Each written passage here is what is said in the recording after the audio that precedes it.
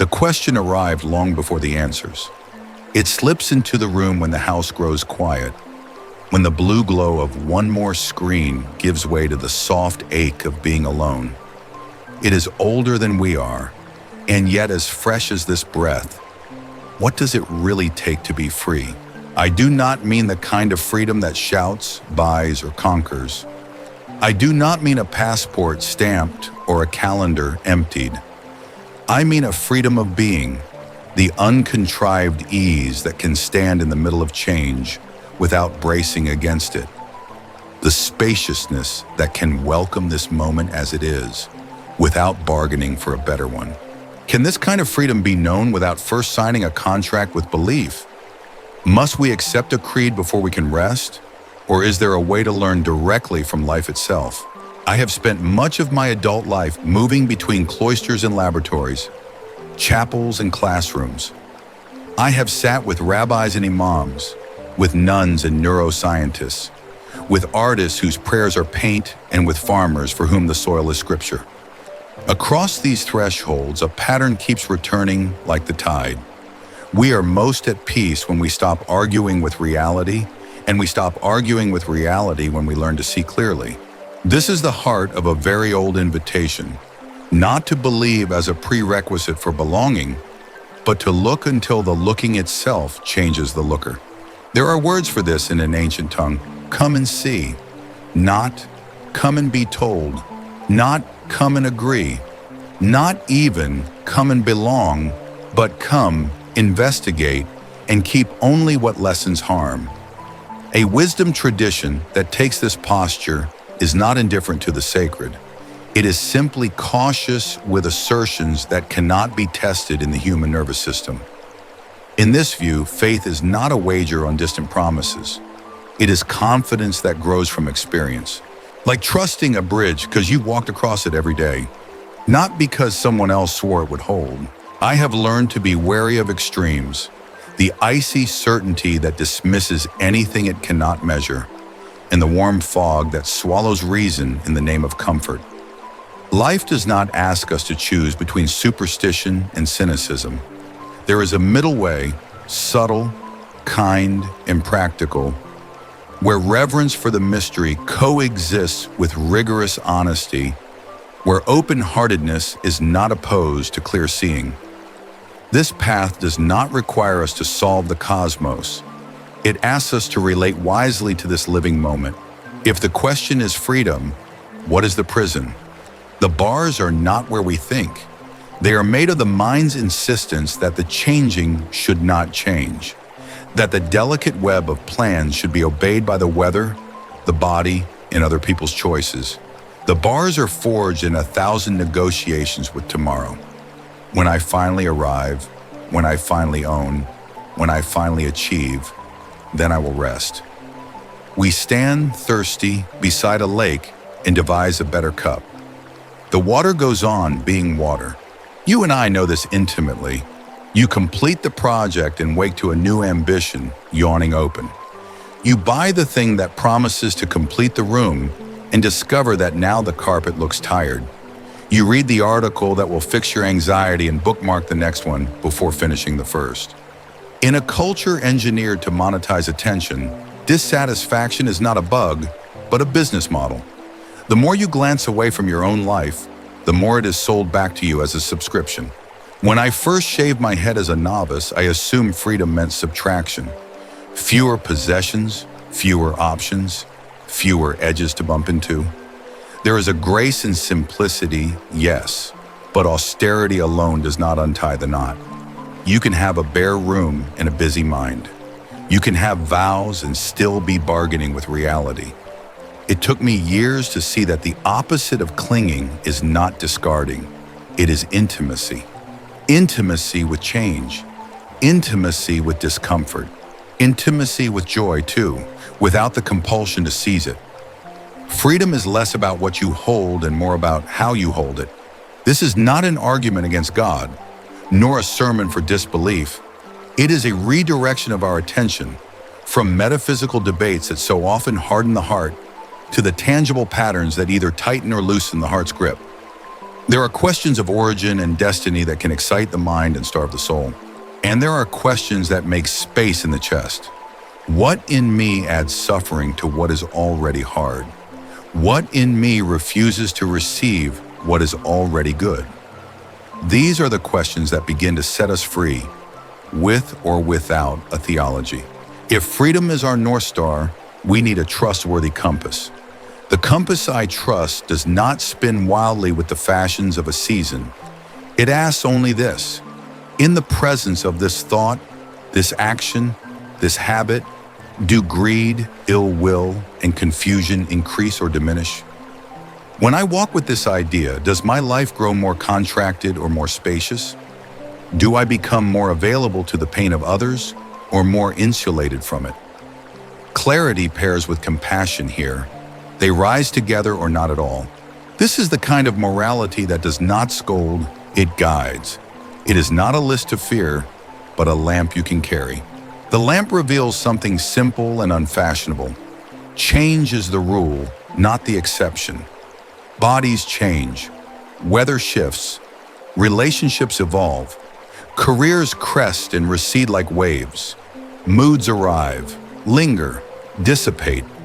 There is a kind of suffering that comes from loss and illness and injustice, and we must meet it with care, courage, and solidarity. And there is another kind, quieter but relentless, that blossoms whenever we demand from the temporary what only the timeless can give. We beg a season to be a home. We beg a role to be an identity. We enshrine our opinions as if they were vows.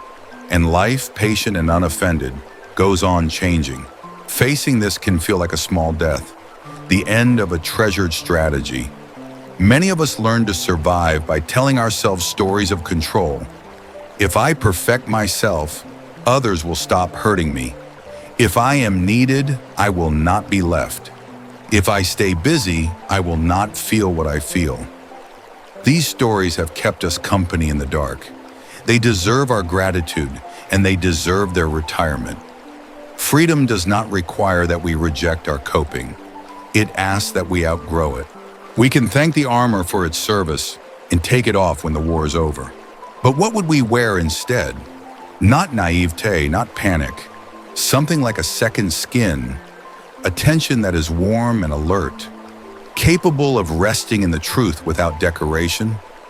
There is a tenderness to this attention, a willingness to be altered by what we meet. It does not make us passive. In fact, it makes us more responsive. We are no longer driven blindly by habits we cannot see. We begin to choose. And the choices we make are not just for our own comfort. They ripple outward into the lives around us. This is what freedom looks like in public, a peace that does not retreat from responsibility. I remember a woman who came to the monastery after a devastating loss. She did not want platitudes, and I did not offer any. We sat in the garden and watched leaves flicker in a wind too gentle to be seen. After a long time, she said, "It scares me that this will change me." We both smiled. "It already has," I said. "The question is, will you shape the change, or will the change shape you?" She returned every week, not to become someone else, but to become more herself. Not to erase the grief, but to enlarge the heart that could hold it. Freedom for her was not escape. It was the ability to stay. When an old text says cooling, it points to a very human experience. The heat of reactivity subsides when fuel is removed. The flame was not evil, it was fed. And flames fed on certain assumptions. That every urge is a command, that every discomfort is a problem, that every story in the mind is a mirror of the world. To question these assumptions is not to abandon discernment, it is to refine it. We do not stop making choices, we stop making them in a trance. Sometimes friends ask me, isn't this just stoicism or therapy or positive thinking in robes? I smile because wisdom wears many garments in different centuries. Stoicism, cognitive behavioral insights, contemplative prayer, the ethics of neighbor love, these rivers converge in the ocean of human flourishing. What distinguishes this path is not a claim to exclusivity, but a cohesion, a way of seeing that integrates the mind's training with the heart's widening and the hand's gentleness. What we discover in the quiet does not end in the quiet. It wants to be translated into speech that heals, work that honors dignity, and choices that minimize harm. Nor is this a project of self-improvement in the glossy sense. We are not polishing a resume for the soul. We are learning how to befriend the life that is already here. Some days that life is light-filled, some days it is thick with weather. On both days, it is ours. When teachers of old spoke about not self, they were not denying that a life is lived. They were questioning the solidity of the little manager in the head who thinks it's in charge, who claims ownership of what it does not control. To see through that illusion is not to fall into nihilism. It is to fall into relationship, with breath, with earth, with each other. You may be reading this with a wry smile thinking, this sounds lovely. What about bills, injustice, politics, illness? The middle way does not bypass these. It attends to them with more steadiness than panic allows. It is easier to act for justice when you are not ruled by rage, easier to care for the sick when you are not drowning in fear, easier to change what can be changed when you have made peace with what cannot. A wise heart is not a fragile thing. It is a refuge that moves. If all of this sounds modest, that is intentional. The promises of certainty are intoxicating, and they leave us hungover. Grand narratives soothe until they split on contact with a sleepless night. This way offers no talisman, no guarantee, no immunity from the weather.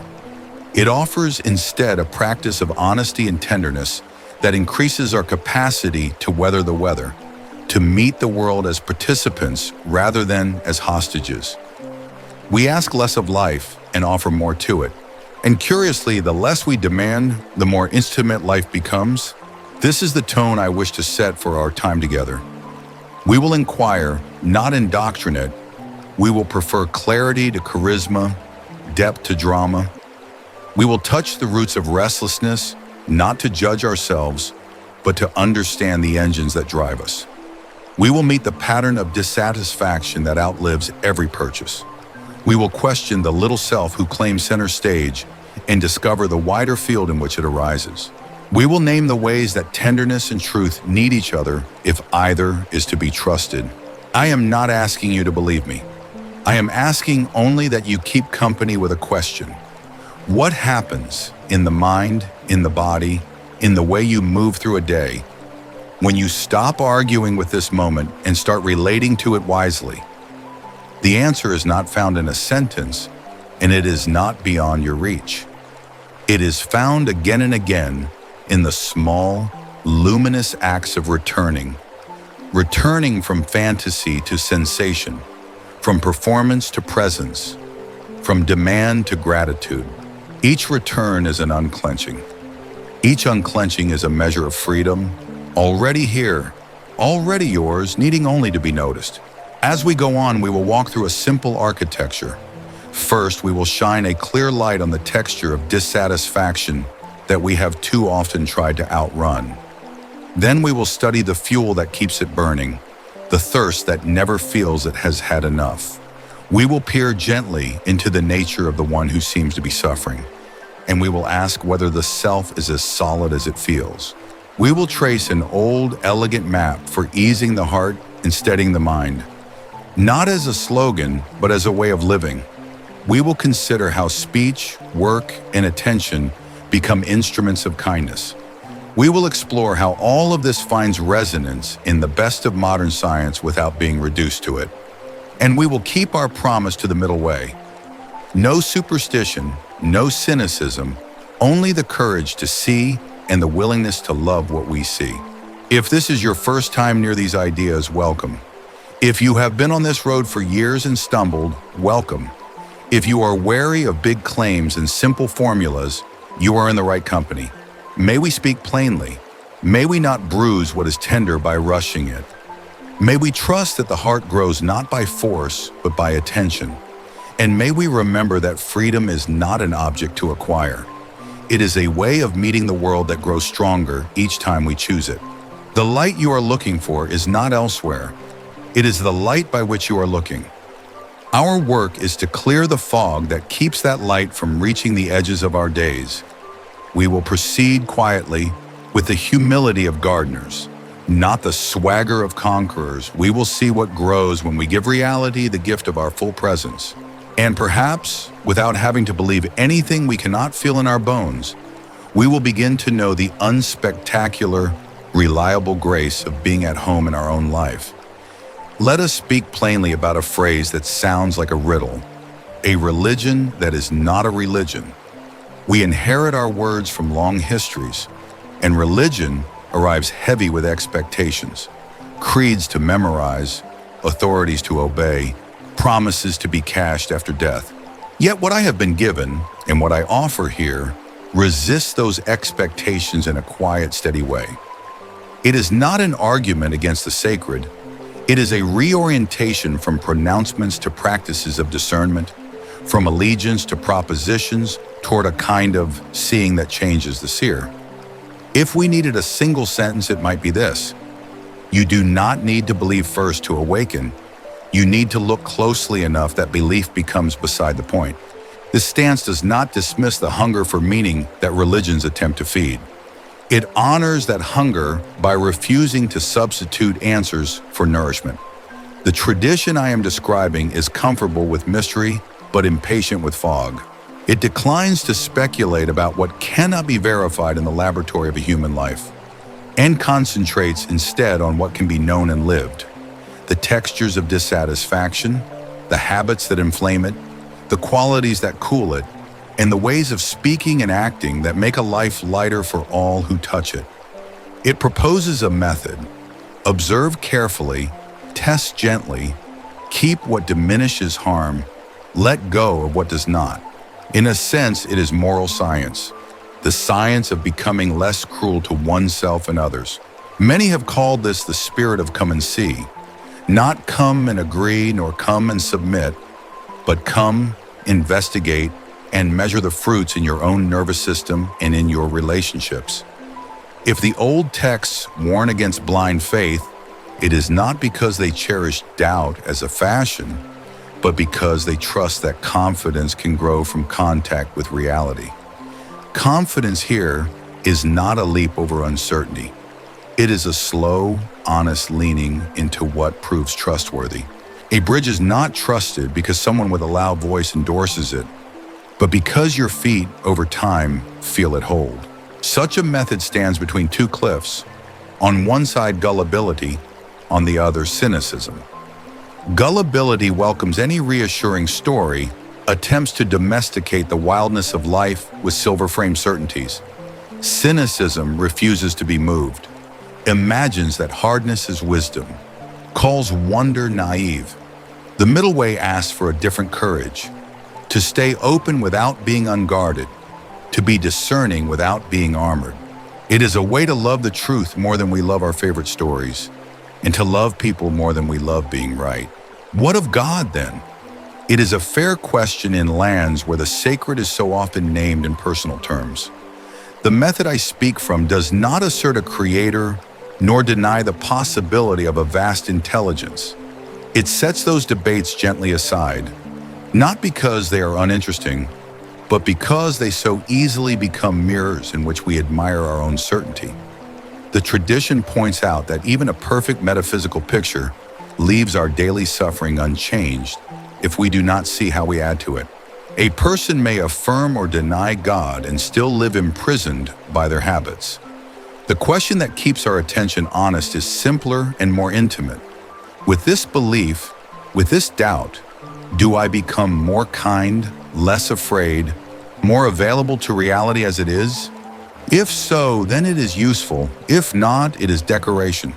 This is not a rejection of devotion. Devotion can be a form of attention so unified and warm that it heals the fracture of a divided mind. But devotion, in this view, is healthiest when tethered to discernment.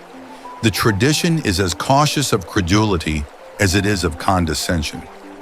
It suggests that the sacred is not a concept to be defended, but a quality of perceiving to be cultivated. The sense that the ordinary is not so ordinary when seen without haste. A cup of water becomes the condensation of clouds and mountains. A face becomes a constellation of ancestry, effort, and grace. Reverence blooms not from doctrine, but from intimacy with reality. One of the old parables offers a helpful contrast. A man is struck by a poison arrow. Before allowing a healer to remove it, he insists on answers. Who made the arrow? What wood is the shaft? What caste is the archer? What is the lineage of his teachers? The insistence is understandable, knowledge is power, but the delay is fatal. The point is not anti-intellectual, it is pragmatic. There are questions that soothe anxiety and questions that save lives. The tradition recommends we become connoisseurs of useful questions. How is suffering being produced here? Which movements of mind inflame it? Which soften it? What is the next speech or act that reduces harm, even a little? By returning to these, we do not shrink the scope of life. We finally enter it. If this sounds austere, it is only because the style of the method is spare. Its heart is not cold. The compass it prefers is not moralistic.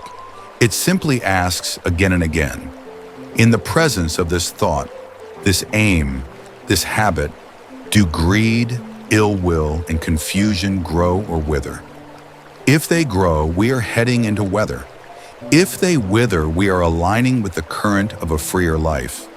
This threefold measure is not a dogma, but a diagnostic. It is as clear as watching the body's signals after a meal. If heaviness and heat rise, we adjust the recipe.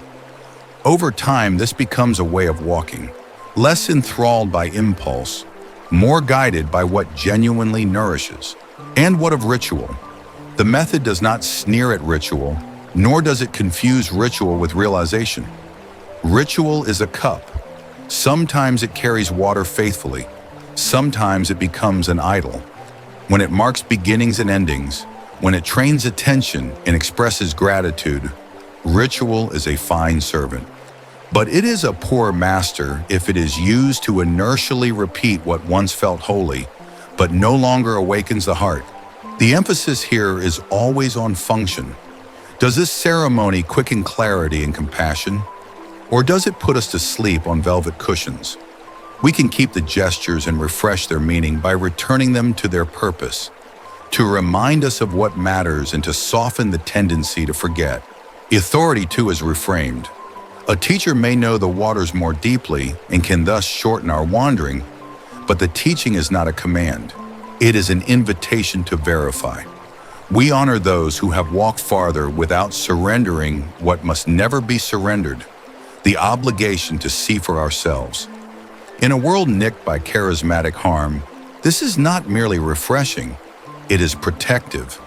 The teacher is a finger pointing, not the moon. The path is measured not in arguments won, but in the way our life feels from the inside, and in the way others feel in our company. Do people breathe easier around us, or do they contract? Do we become more curious than defensive? Do our commitments widen our circle of care? These are the quiet tests that do not lie. There is an image I like for this relationship to teachings: the raft. When you need to cross a river, a raft is precious. Once you have crossed, it would be foolish to carry it on your back into the forest. The raft is not sacred in itself. The passage it enables is the point. Likewise, the language and forms that help us cross a season of life are not monuments to be preserved at all cost. They are skillful means. We revere them best by using them well and letting them go when they have done their work. Clutching an old raft while drowning in new waters is not fidelity. It is fear disguised as reverence. Two common missteps flank this path. One is fundamentalism, freezing living wisdom into brittle formulas, mistaking certainty for depth. The other is spiritual consumerism, nibbling at techniques as distractions, sampling endlessly without digesting anything. The first seeks safety in walls, the second in novelty. The middle way is subtler, commitment without captivity. We allow a set of teachings to shape us long enough to be shaped, and we remain free enough to keep asking if the shaping is making us kinder and clearer. This balance is not static. It is a poise, like the attentive ease of a dancer who trusts the floor and also listens for each note. When we speak about the not-self quality of this path, and we will later, it is tempting to imagine that the self must be extinguished. But already, even here, there is a gentler approach. The method treats the self less as an enemy to be slain and more as a story to be read with care. We do not have to rip pages out. We learn to see which chapters make us small and which open the windows. In this, religious language can be both help and hazard. It can offer metaphors that expand us or cages that confine us. When language becomes a cage, the tradition invites silence. Not a void, but a fullness unbroken by commentary. Not everything true fits politely into a sentence. This preference for the useful over the merely interesting aligns with certain moods in modern science. There, too, humility before data is prized. Yet there is an important difference. Science at its best seeks explanations and predictions about the external world and often brackets value judgments. The method of awakening cares about explanations only insofar as they help heal the interior and exterior harm we do. It is unabashedly normative. Its North Star is the relief of suffering. In this, the method is closer to medicine than to pure physics. The measure of truth is not only correspondence with facts, but the reduction of needless pain and the increase of wise love. Because of this, so-called supernatural claims are not attacked but set gently aside. If someone tells me they saw a vision, I am neither impressed nor disdainful. I want to know whether that vision made them more compassionate, less entangled in resentment, more reliable in their commitments. If yes, then the vision is an ally. If no, then it is just one more story the mind tells itself to feel special. This is a relief. We are spared the twin vanities of boasting in our experiences and belittling those of others. We measure by fruit, not by fireworks. In this spirit, the tradition also offers a new way to understand faith, not mental assent to doctrines, but trust in a direction born from repeated verification. There is faith in the possibility that the human mind can be trained, faith in the usefulness of honesty, faith that kindness is not weakness, but clarity wearing a warm coat. This kind of faith is not threatened by questions. It invites them. It is not primarily about the unseen. It is about the seen taken all the way to the bottom. We may call it confidence if the word faith feels too freighted. Whatever we call it, it grows as practice evidences itself in quieter reactions, steadier choices, and a heart less prone to swallow the hook of every passing thought. If then this is not religion in the usual sense, what holds it together? A few simple commitments. To tell the truth we can verify, to refrain from doing harm where we can, to cultivate qualities that make life gentler for all. These commitments are not enforced by threat, but enlivened by insight. The more we see how reactivity adds the second arrow to the first, the more we sense that restraint is not a denial but a gift. The more we taste the ease that comes from allowing change to be change, the less we panic at endings. The more we discover that we are less separate than we imagined, the more natural it becomes to widen our circle of care. A story may help. A craftsman once brought me a clock that no longer kept time. He loved it. It had belonged to his grandfather. I watched him disassemble it, lay each gear on a cloth as if he were returning it to sleep. "We think of this as a thing," he said, "but it is an agreement between metal and motion. If one tooth is bent, the whole agreement fails." He straightened the tooth, oiled the axle, and reassembled the arrangement. The clock began again, not because he believed it would, but because he understood the conditions. Our lives are like that. We are not broken as people, but our agreements with reality are often bent. The method is a way of restoring them, not through force, but through understanding how the pieces fit and move. This attention to conditions is the quiet genius of the way we are walking. It leads us away from blame toward curiosity. Instead of asking, "What is wrong with me?" we begin to ask, "What are the ingredients here, and how are they combining?" The difference is not cosmetic. Blame collapses us into shame or defensiveness. Curiosity opens the window to change. In this sense, the method is kind because it is accurate. It does not accuse the ocean of making waves. It studies the wind, the moon, the contours of the shore, and learns how to navigate with less suffering and more skill. In some houses of worship, you are granted membership by affirming a statement. In this house, you join by paying attention. Attention is our liturgy, and presence is our sacrament. I do not say this to be clever.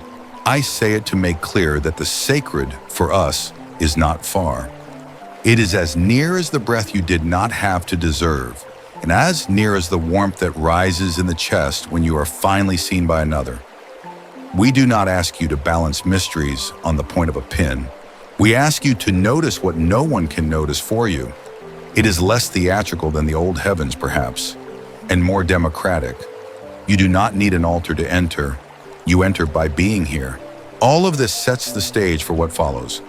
If we are walking a method rather than signing onto a creed, we must begin where methods begin, with a clear description of the problem they intend to solve, not in the abstract, but in the immediacy of a life. There is a word foreign to many ears that we will translate carefully. The particular kind of unsatisfactoriness that keeps stealthy company with our days. We will explore how it arises from the simple fact that everything is in motion and from a learned habit of wanting the moving to hold still. We will explore the way the mind tells its stories, not to scold it, but to loosen their grip. And we will do so in a way that keeps the heart soft, so that understanding does not cost us our tenderness.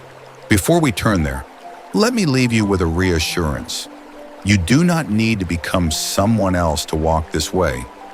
You do not even need to become religious in the usual sense. You need only the willingness to prefer reality over fantasy, clarity over comfort when the two part company, and love over the brief victory of being right. If you can sustain that willingness even imperfectly, the method will do the rest. It is patient. It is stubborn in the best way. It works not by coercing you into new shapes, but by introducing you to the inherent sanity that was not dramatic enough to capture your attention before. Slowly, quietly, the mind that once chased and braced learns another posture. Receptive, responsive, at home. In the next movement, we will begin where all honest journeys begin, with the ache beneath the noise. We will name it without flinching and see how it is stitched into things by the simple mathematics of change.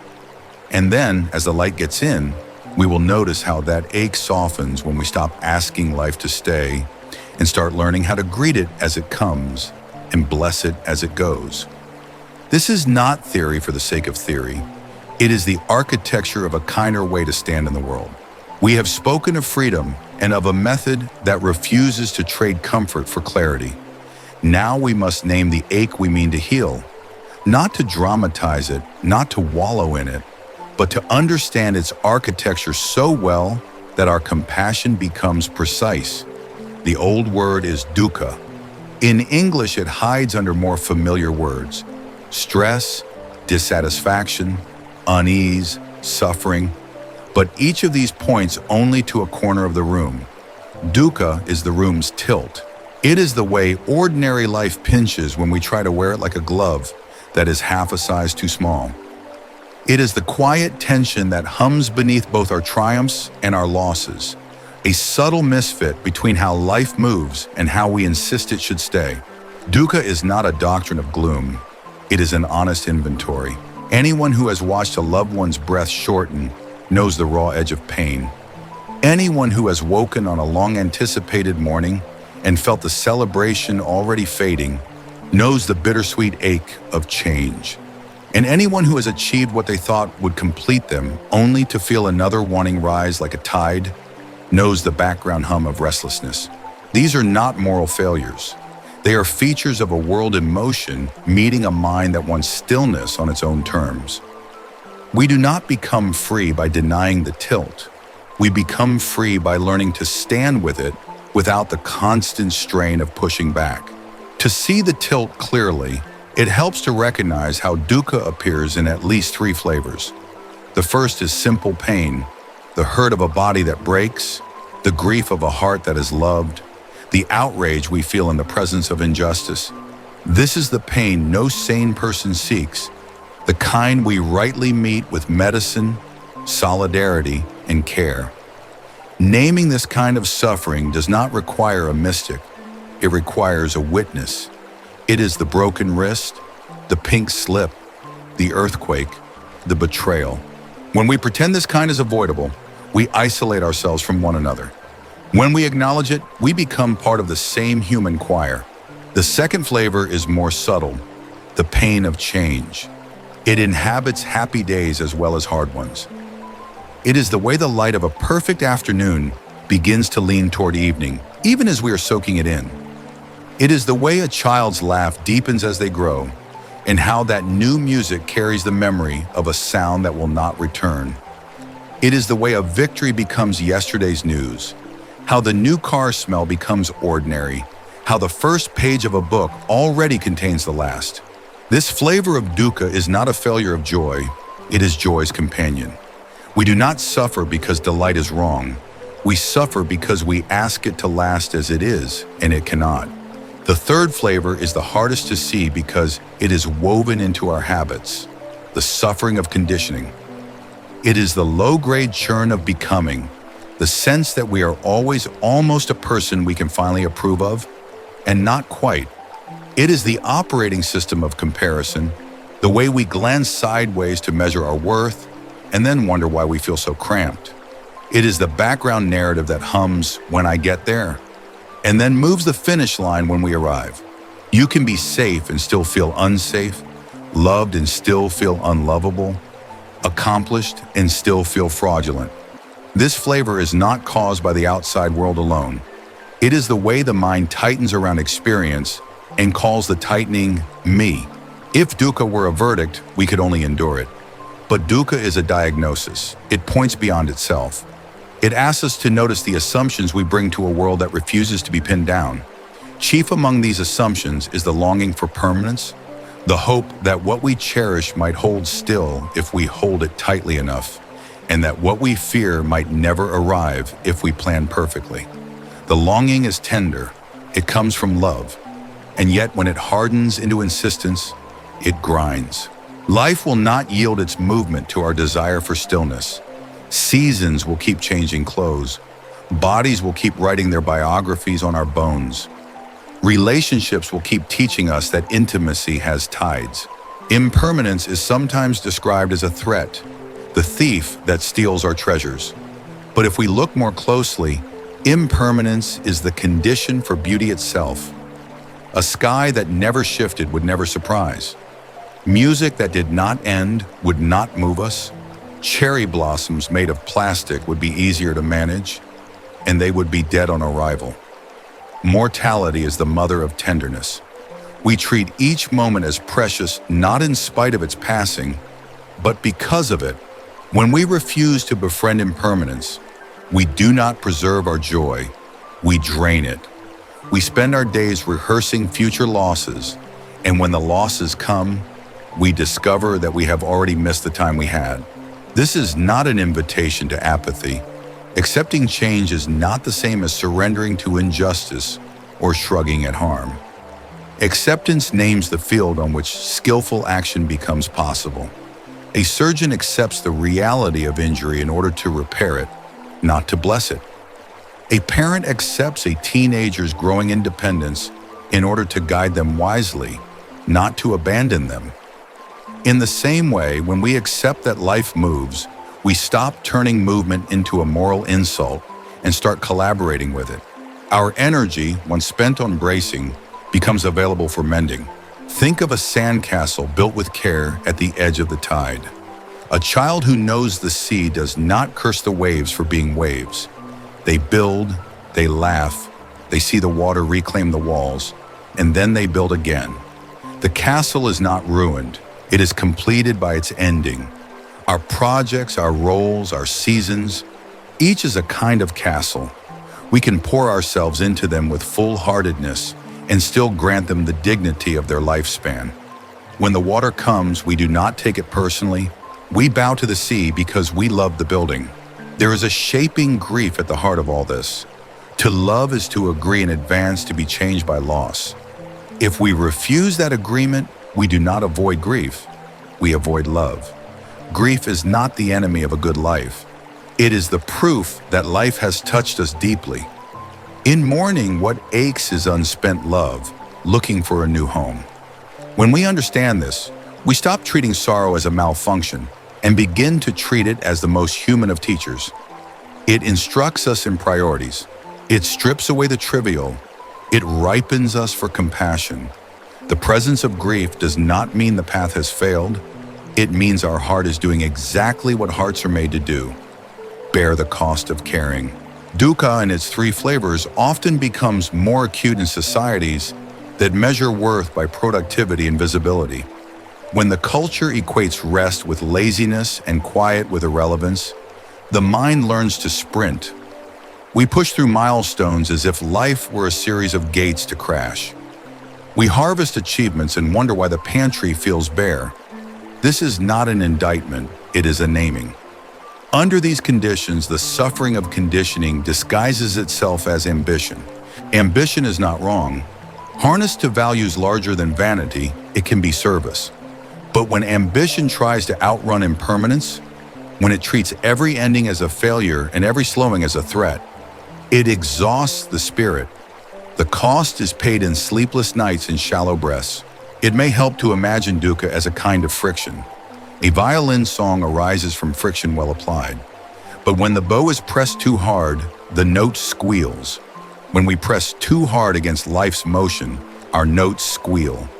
We cannot stop the bow of time from moving. We can learn to meet it with the right pressure, a supple strength that allows music to exist. This image rescues us from two unhelpful extremes. On one side lies grasping, the attempt to fix, to freeze, to control what will not be controlled. On the other side lies nihilism, the belief that because nothing lasts, nothing matters. Music proves both wrong. The song's ending does not negate its meaning. The meaning lives precisely in being sung. If impermanence is the wind that moves everything, dukkha is the resistance that makes the wind feel like a storm. The mind is a storyteller. It narrates a world, assigns roles, casts itself as the protagonist who must secure safety and status or else be erased. There is nothing evil in this. It is how organisms survive. But when the storyteller forgets it is telling a story, the tale hardens into a cage. We begin to believe that our opinions are the measure of reality, that our plans are contracts the world has signed, that other people exist to play by our scripts. Then the smallest deviation feels like betrayal.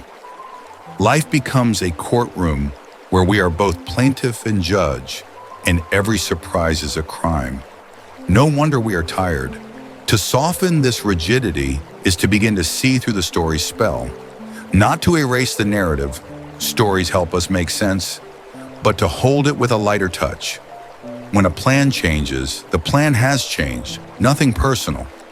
When a person we love grows in a direction we did not anticipate, a new chapter is being written. It is time to read, not to edit. The stress we feel is often the distance between the world on the page and the world in the room. Shrink the distance, and the stress shrinks with it.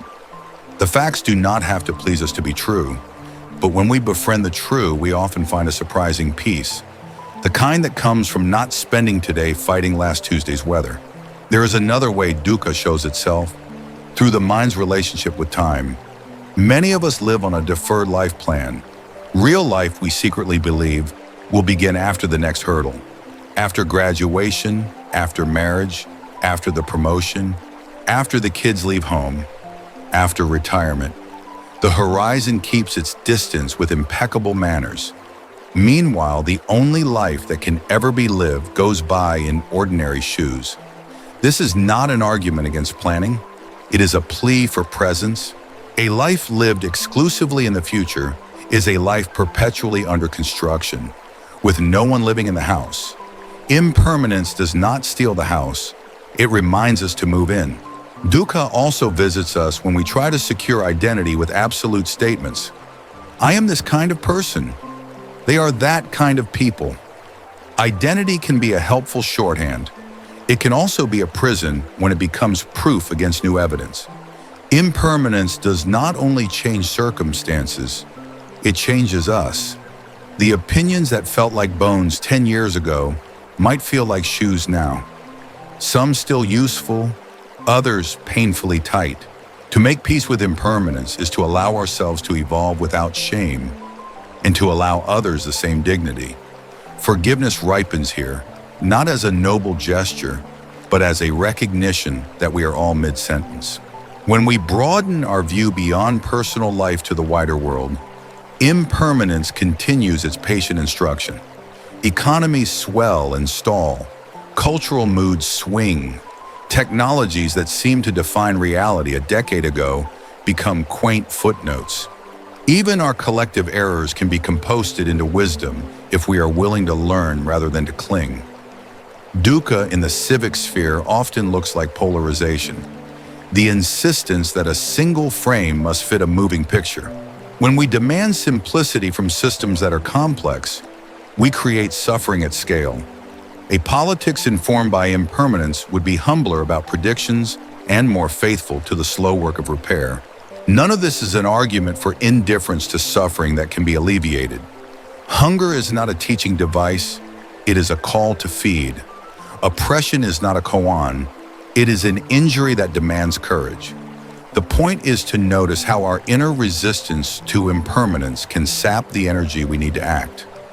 Despair, like rage, is exhausting. A quieter mind is not a mind that withdraws. It is a mind that can sustain effort without burning up. In this sense, understanding dukkha is not a private hobby. It is an ethical project. The steadier we are in the face of change, the more reliable we become for others. We become the kind of presence in which children feel safe to grow and strangers feel safe to speak. Sometimes people ask if seeing impermanence all the way down does not make everything feel meaningless. On the contrary, it lays a gentle hand on the shoulder and says, "What you do matters because it will not come again." The kindness you offer at the grocery store matters because that particular person will never be at that register in that mood again. The attention you bring to a conversation matters because that version of you and of them will not recur. Impermanence sharpens meaning. It does not dull it. It asks us not to hoard our love because there is no vault big enough to store it.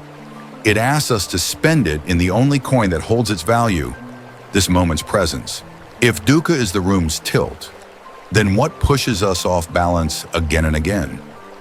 We have hinted at the answer, the mind's habits of grasping, resisting, ignoring. But we have not yet examined the engine closely. We will soon. For now it is enough to see that the ache we feel is not an indictment and not an illusion. It is a message. Something in us is negotiating with the river, and the river is not interested in contracts. When we stop trying to freeze the current, something settles almost of its own accord. Not resignation, alignment. The oar bites into water that moments before felt like chaos, and the boat begins to answer the hand. Along the way, it helps to be gentle with ourselves for having tried the strategies we tried. If you cling, it is because you cared. If you planned, it is because you wanted to protect. If you avoided, it is because you were overwhelmed. These are the best ideas a tender animal had at the time.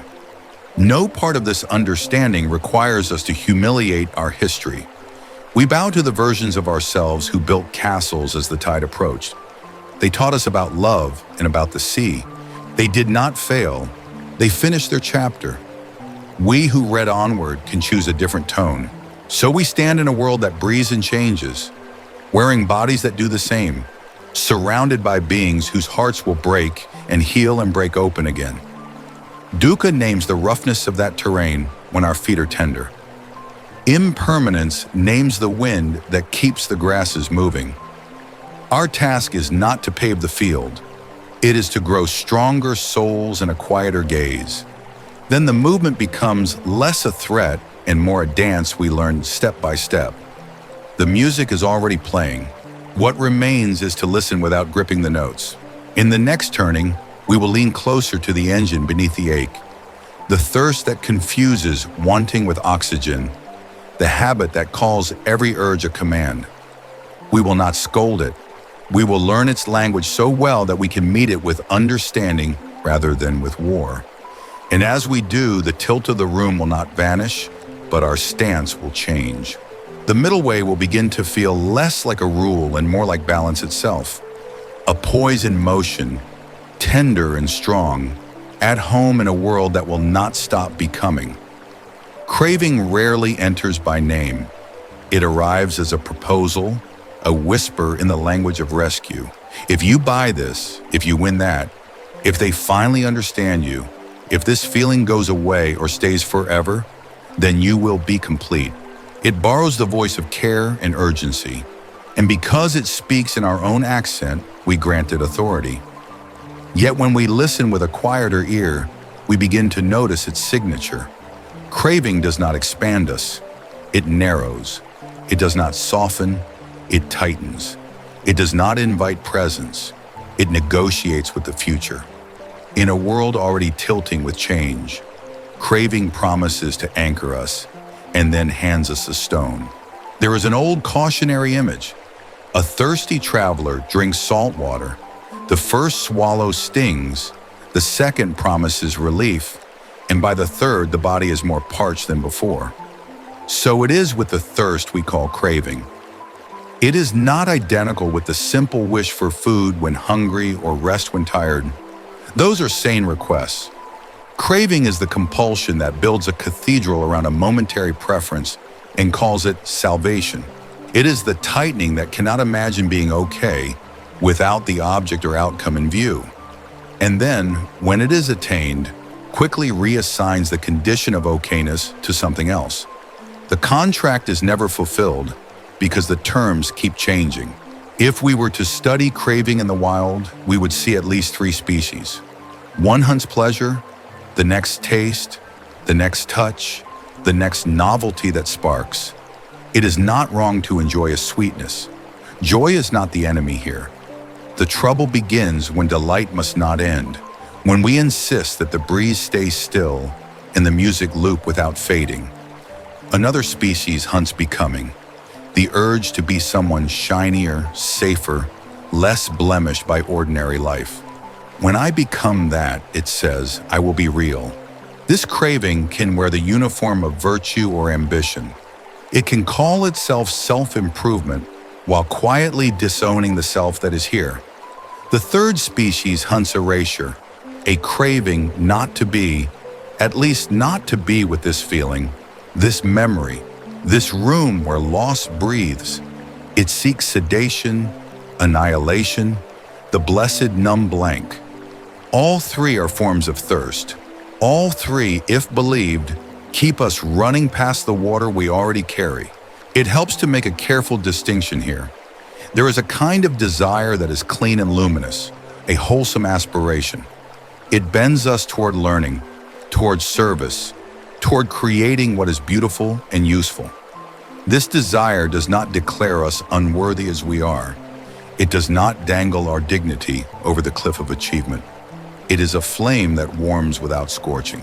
We can climb a mountain with this kind of aspiration, alert, joyful, responsive to weather, or we can climb with craving, grim, rigid, bargaining with the sky.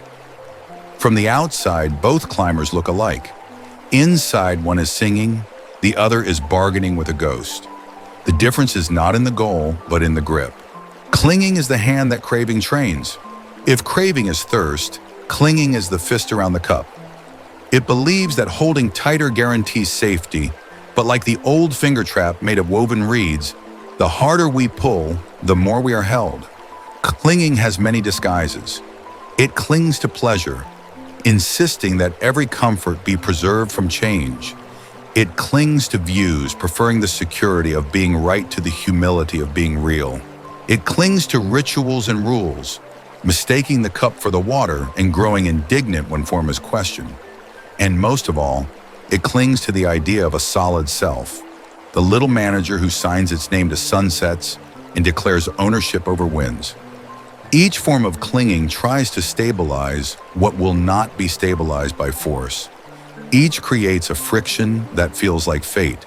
To see how quietly clinging operates, consider how often care is weaponized by fear. I worry because I care, we say, and it is true.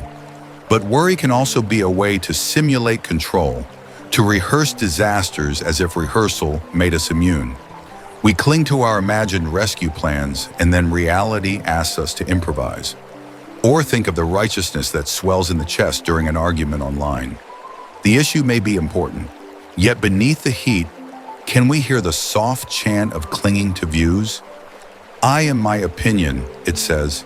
If my opinion is threatened, I am threatened.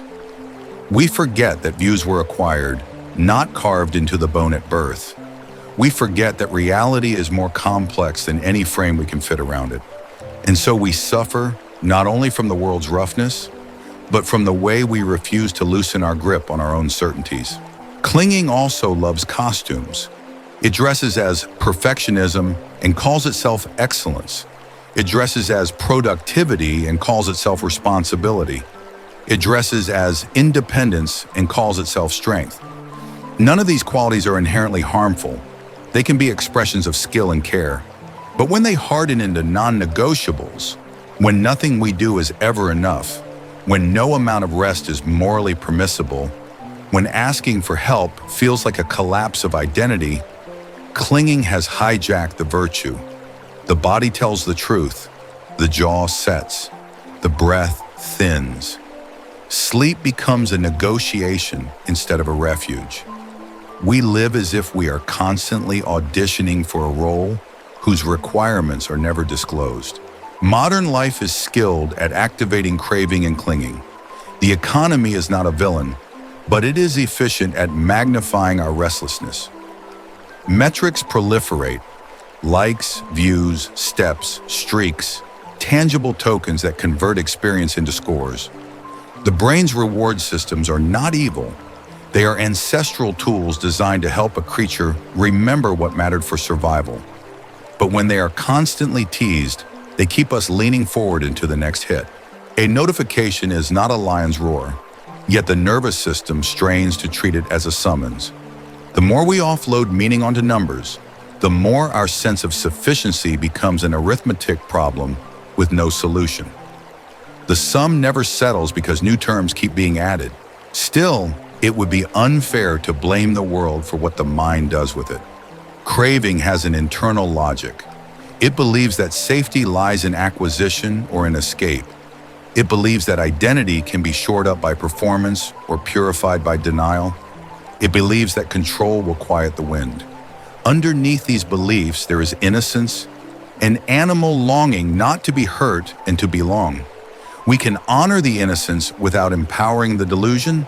We can bow to the history in our nervous system, the times when vigilance kept us safe, when achieving did buy temporary love, when numbness was the only door out of the burning room, and still acknowledge that what rescued us once may be imprisoning us now.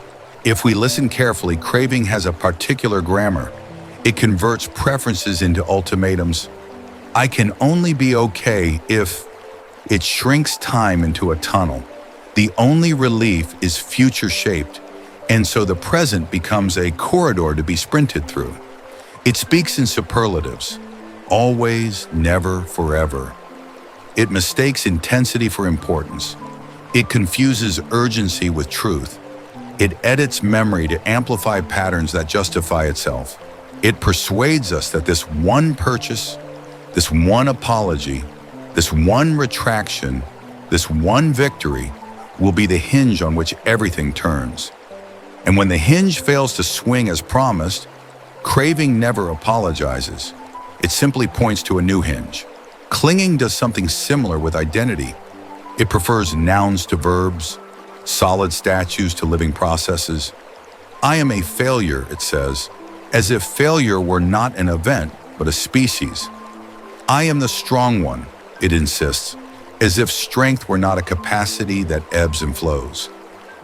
I am the wounded one, it whispers, as if wound and healing were not neighbors. These claims are attempts to freeze the flux into a shape we can recognize. We crave continuity and confuse it with rigidity.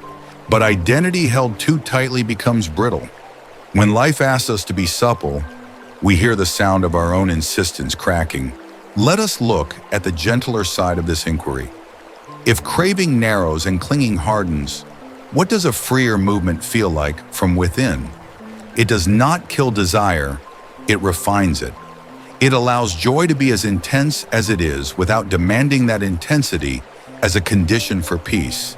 It lets sadness be as deep as it needs to be without narrating it as a failure.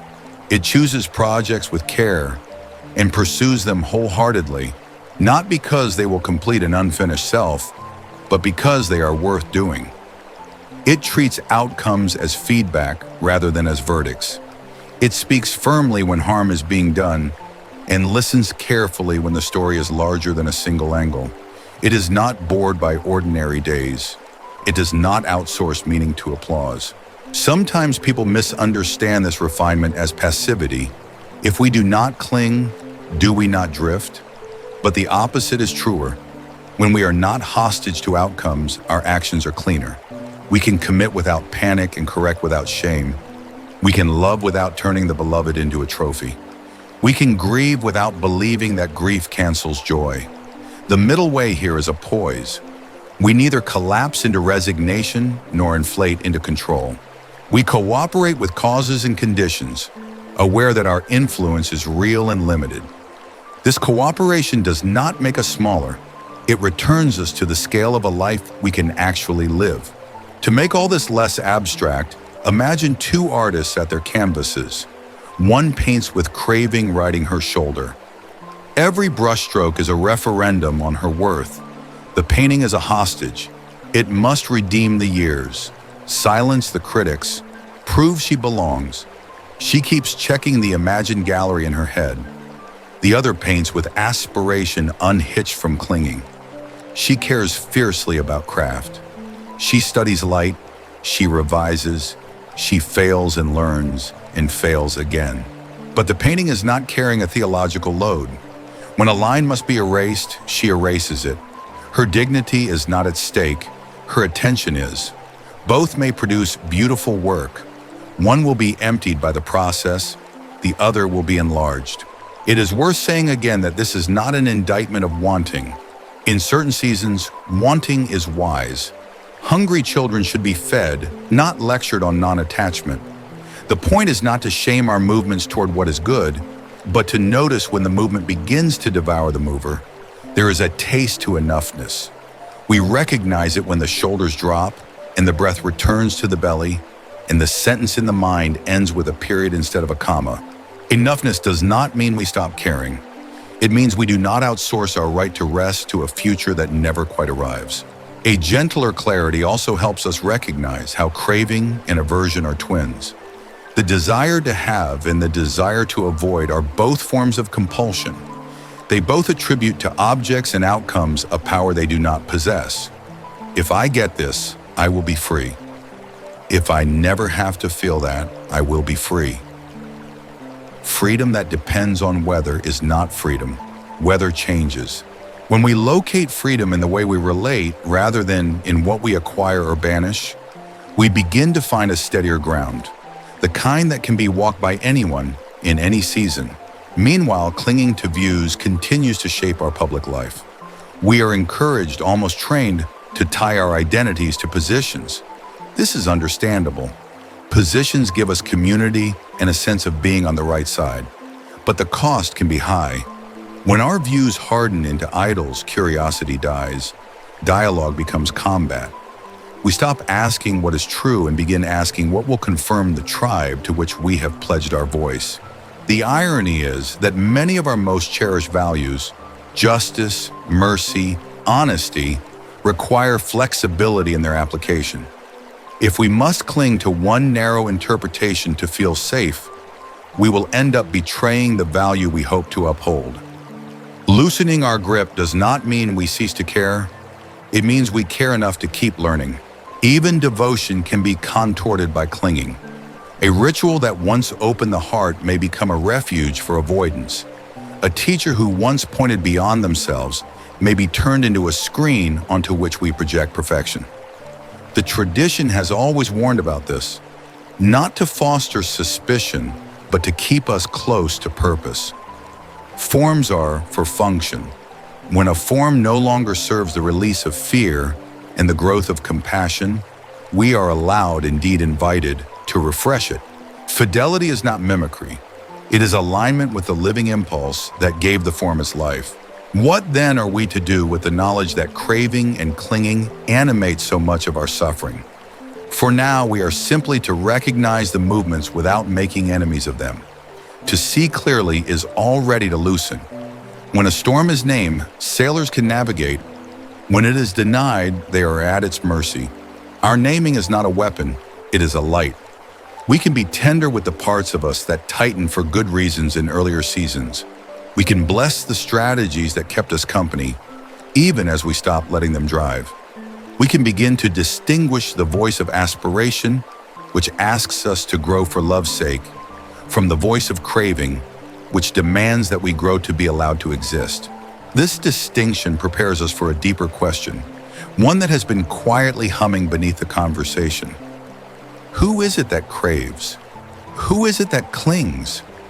We speak as if there is a single, solid someone behind the habits, a captain at the helm whose identity is independent of the waves. The next stage of our inquiry will invite us to look with warmth and precision at this assumption, not to erase ourselves, not to fall into a cold abstraction, but to understand how the sense of I is assembled, how body, feeling, memory, impulse, and awareness weave a story that can be held more lightly. When the storyteller is seen as the author of a tale rather than as a granite statue, craving loses a supplier and clinging loses a cause. For now, let it be enough to recognize craving's promise and its price, clinging's grip and its exhaustion. Let it be enough to sense that there is a way of moving through the world in which desire becomes a servant of love rather than a master of fear. Let it be enough to know that we are not condemned to repeat every old pattern, that the hand can learn to open without dropping what matters. The engine of restlessness does not have to be smashed. It can be tuned. It can be taught the difference between fuel and fire. It can be invited into a life where the measure is not how much we hold, but how freely we can meet what comes and bless what goes. In the next turning, we will step closer to the heart of identity itself. We will look at the self not as a prison to be escaped, nor as a throne to be defended, but as a process, a living agreement among many changing parts. There, in that gentler light, craving's demands begin to loosen, and clinging's urgency begins to tire. What remains is not emptiness, but intimacy, a way of being alive that is faithful to the flow without being swept away by it. We have traced the ache beneath our days and examined the engine that keeps it humming. Those reflexes of craving and clinging that promise, rescue, and deliver tension. A question now ripens naturally. Who is it exactly that craves and clings? We speak with the confidence of grammar. I want, I fear, I must. Pronouns carry the gravity of granite. But if we turn the lamp toward this I, what do we find? A sovereign ruler in the skull, issuing commands with authority? Or something more fluid, less a statue and more a choreography of changing parts? The old teachings are unembarrassed in their clarity. What we call the self is a process, not a possession, an unfolding, not a thing. This is not a riddle meant to dazzle. It is an attempt to describe experience as it is lived. Consider a flame. We name it as one thing, but it is a pattern, a dance of fuel, oxygen, heat, and time. The flame persists only because its conditions keep being renewed. Remove the conditions, and the thing disappears. Not because it was unreal, but because its reality was relational. In much the same way, what we call me is a coherent pattern, a continuity through change, an agreement among many moving parts. The old map lists 5 of these moving parts, not as dogma, but as a diagnostic: body, feeling tone, perception, formations, and consciousness. The words are antique. The realities are familiar. Body is matter and motion, bones and blood, posture and breath, the hum of hormones, the crackle of nerves. Feeling tone is the immediate flavoring of experience, pleasant, unpleasant, or neither. The tiny tilt toward approach or avoidance that shadows each moment. Perception is the mind's labeling, shape into meaning, sound into speech, a blur into friend, threat, task. Formations are our tendencies and intentions, the conditioned currents that nudge us toward a joke or a sigh, a promise or a withdrawal. Consciousness is the lighting up of any of the above, the knowing of a sound as sound, a thought as thought, a pressure as pressure. We experience these as a seamless whole, as if a single owner were supervising all departments. But examine the departments as they operate. The body coughs before the eye decides to cough.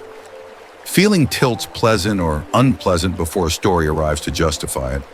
Perception misreads a shadow as a face and then corrects itself in a blink. Formations reach for an old habit before we have time to vote. Consciousness lights each of these up rapidly, like a string of holiday bulbs flickering in succession, and the mind narrates, I. The narration is not evil. It is convenient, like a single name for a city made of 1,000 neighborhoods. The trouble begins when convenience hardens into metaphysics, and we mistake the story for a sovereign. A modern psychology might call this the narrative self, useful, necessary, creative, and the experiential self. The raw flow of sensations, tones, and thoughts prior to the story's neat filing. Neuroscience maps networks that correlate with self-referential rumination and shows how their dominance can soften during certain contemplative states. We need not become experts in the brain to appreciate the point. Much of what we call I is assembled on the fly, a collage that feels solid because it is familiar and because it is told continuously. When the telling pauses, when we are deeply absorbed in music, sport, love, or a quiet morning, the borders blur. We don't vanish in those moments, we become more transparent to ourselves.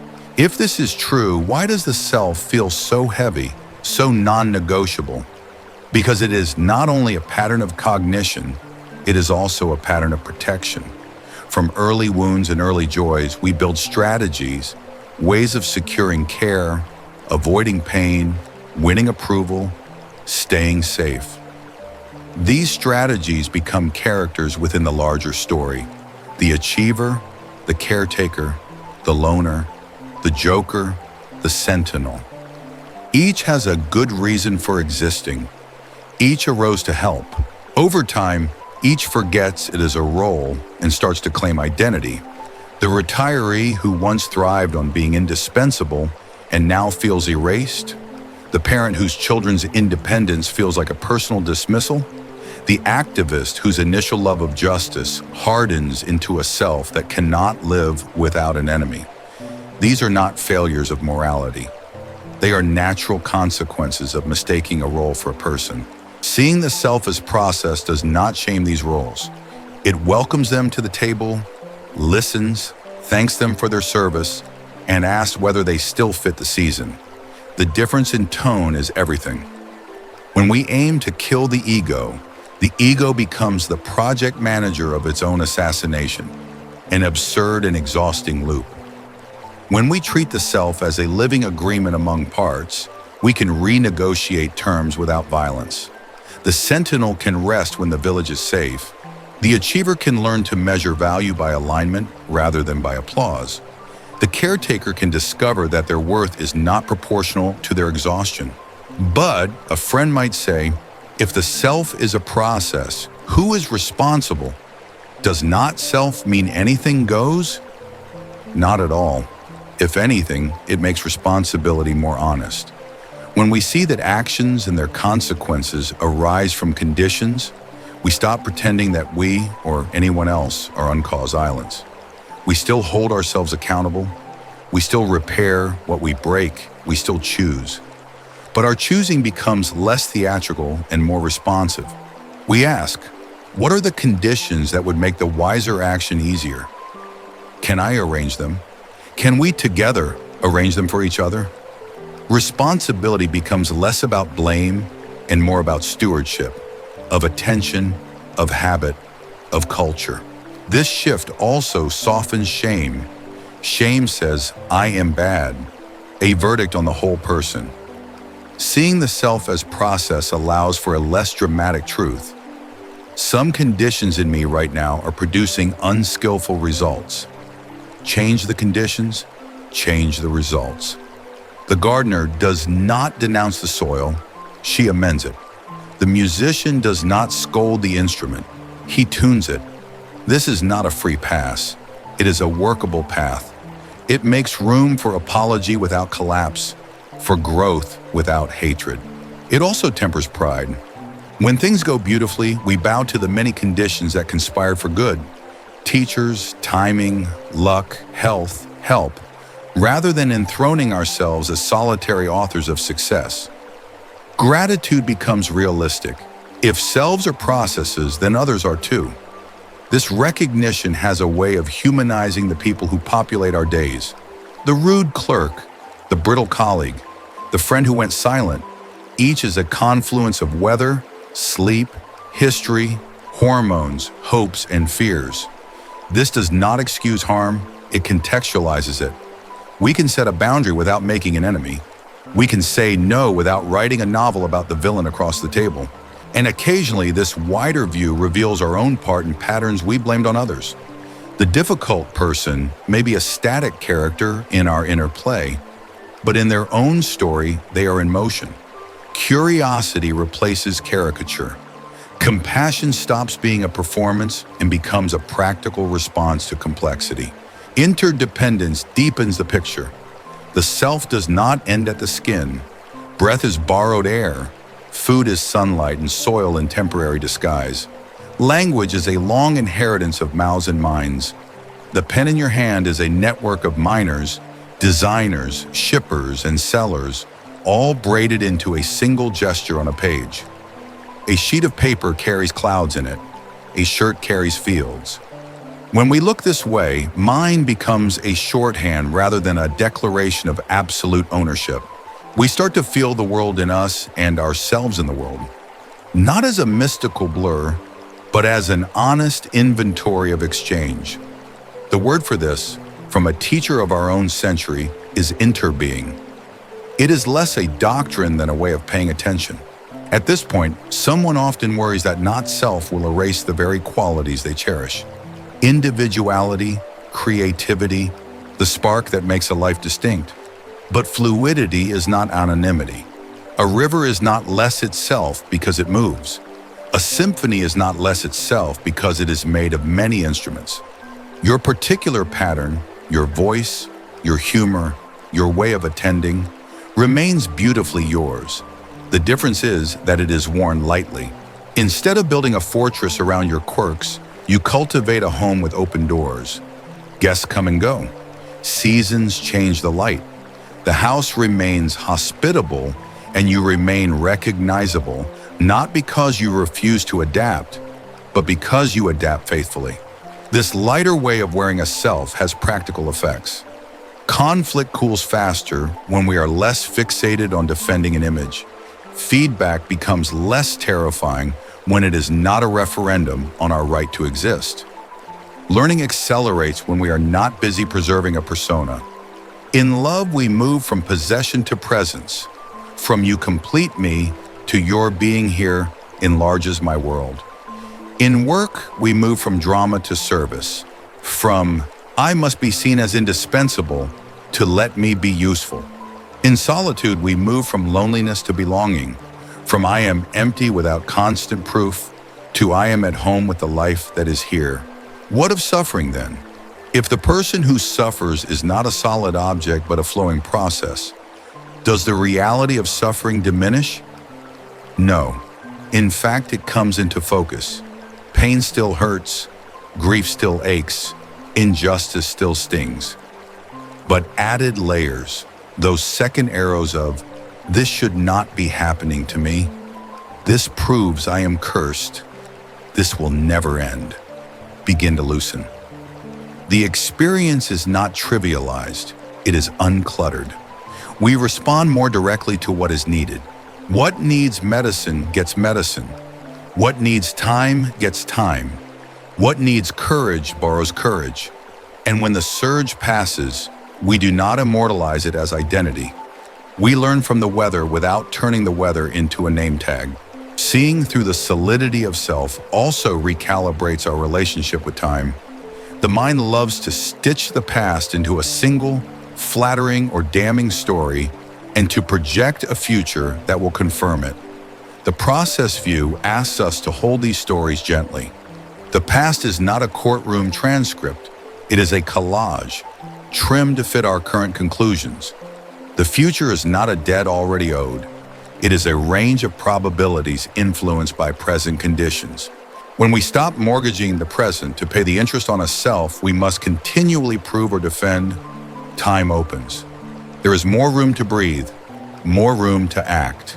This is not a purely solitary insight. Cultures too construct selves. Myths of origin, identities that demand purity, narratives of exceptionalism or shame. These collective selves can inspire solidarity and generosity. They can also be weaponized. A nation that cannot update its story becomes brittle, prone to humiliation and rage. A community that insists on a single way to belong confuses unity with uniformity and bleaches out its gifts. The process view invites cultures to keep editing, to teach their children how to inherit traditions with devotion and with intelligence, keeping what nourishes and composting what harms. You might ask, if the self is a story, is anything sacred? The answer depends on how we spell the word. If by sacred we mean untouchable, beyond question, then no, nothing survives that kind of scrutiny. If by sacred we mean worthy of reverence, then everything qualifies when seen with sufficient intimacy. The breath is sacred because it is life's ceaseless gift and take. The hand is sacred because it can harm or heal. A word is sacred because it can open a heart or close a door. In this key, recognizing the self as process makes the world more, not less, luminous. We look up from the mirror and find the galaxy continuing. Some fear that not self implies a drift into nihilism, a shrug disguised as wisdom. But not self is not nothingness. It is the refusal to pretend that a wave is separate from the sea. It is the humility to admit that control is partial and that this is not bad news. On the contrary, it is liberating. If we are not sole authors of our lives, we are also not sole defendants.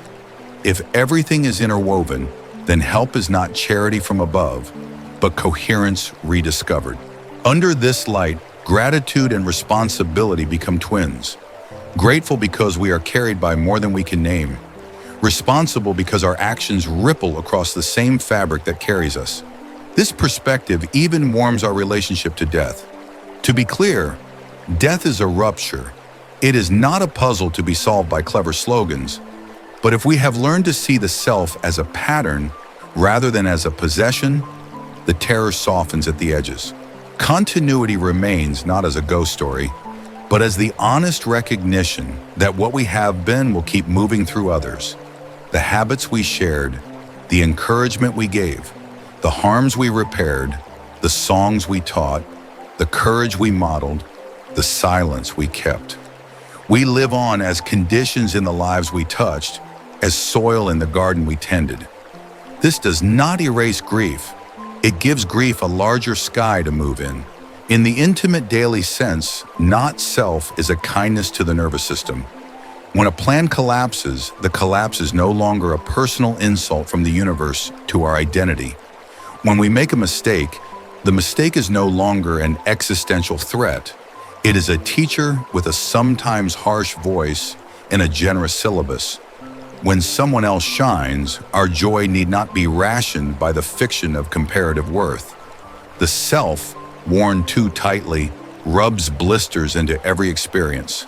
Loosen the laces a little, and the same road becomes walkable. What then is the I that speaks? It is a useful pronoun, a pointer to the present configuration.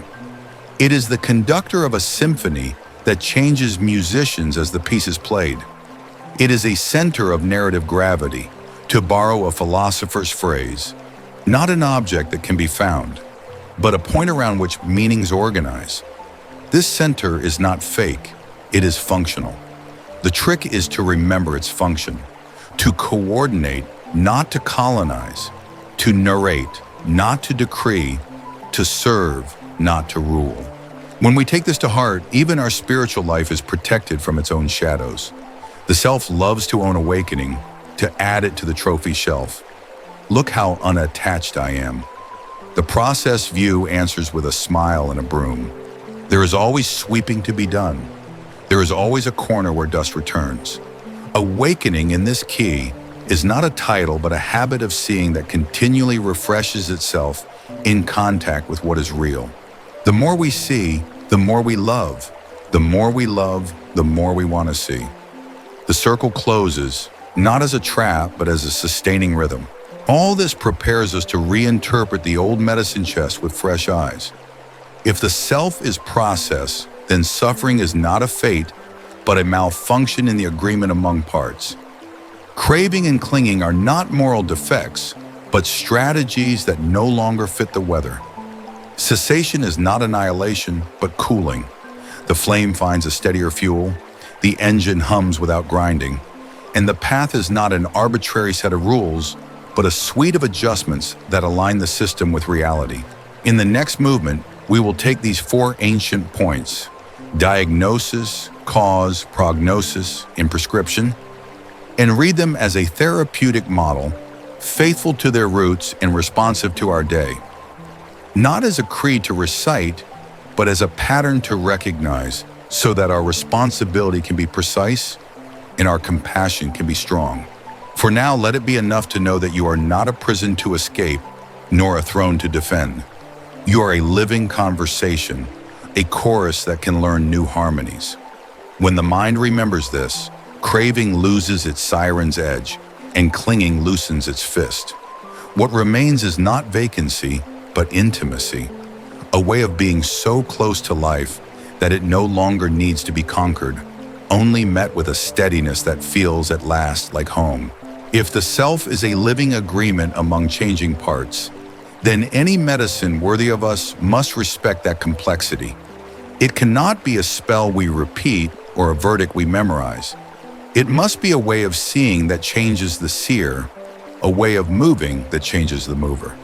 The old tradition offers exactly this in a form so simple that its simplicity can be misleading. 4 statements that are really 4 tasks, 4 invitations to relate differently to our experience. They have been called truths, and they are, in the sense that they describe how things work. But more helpfully for our time, they are instructions for the heart.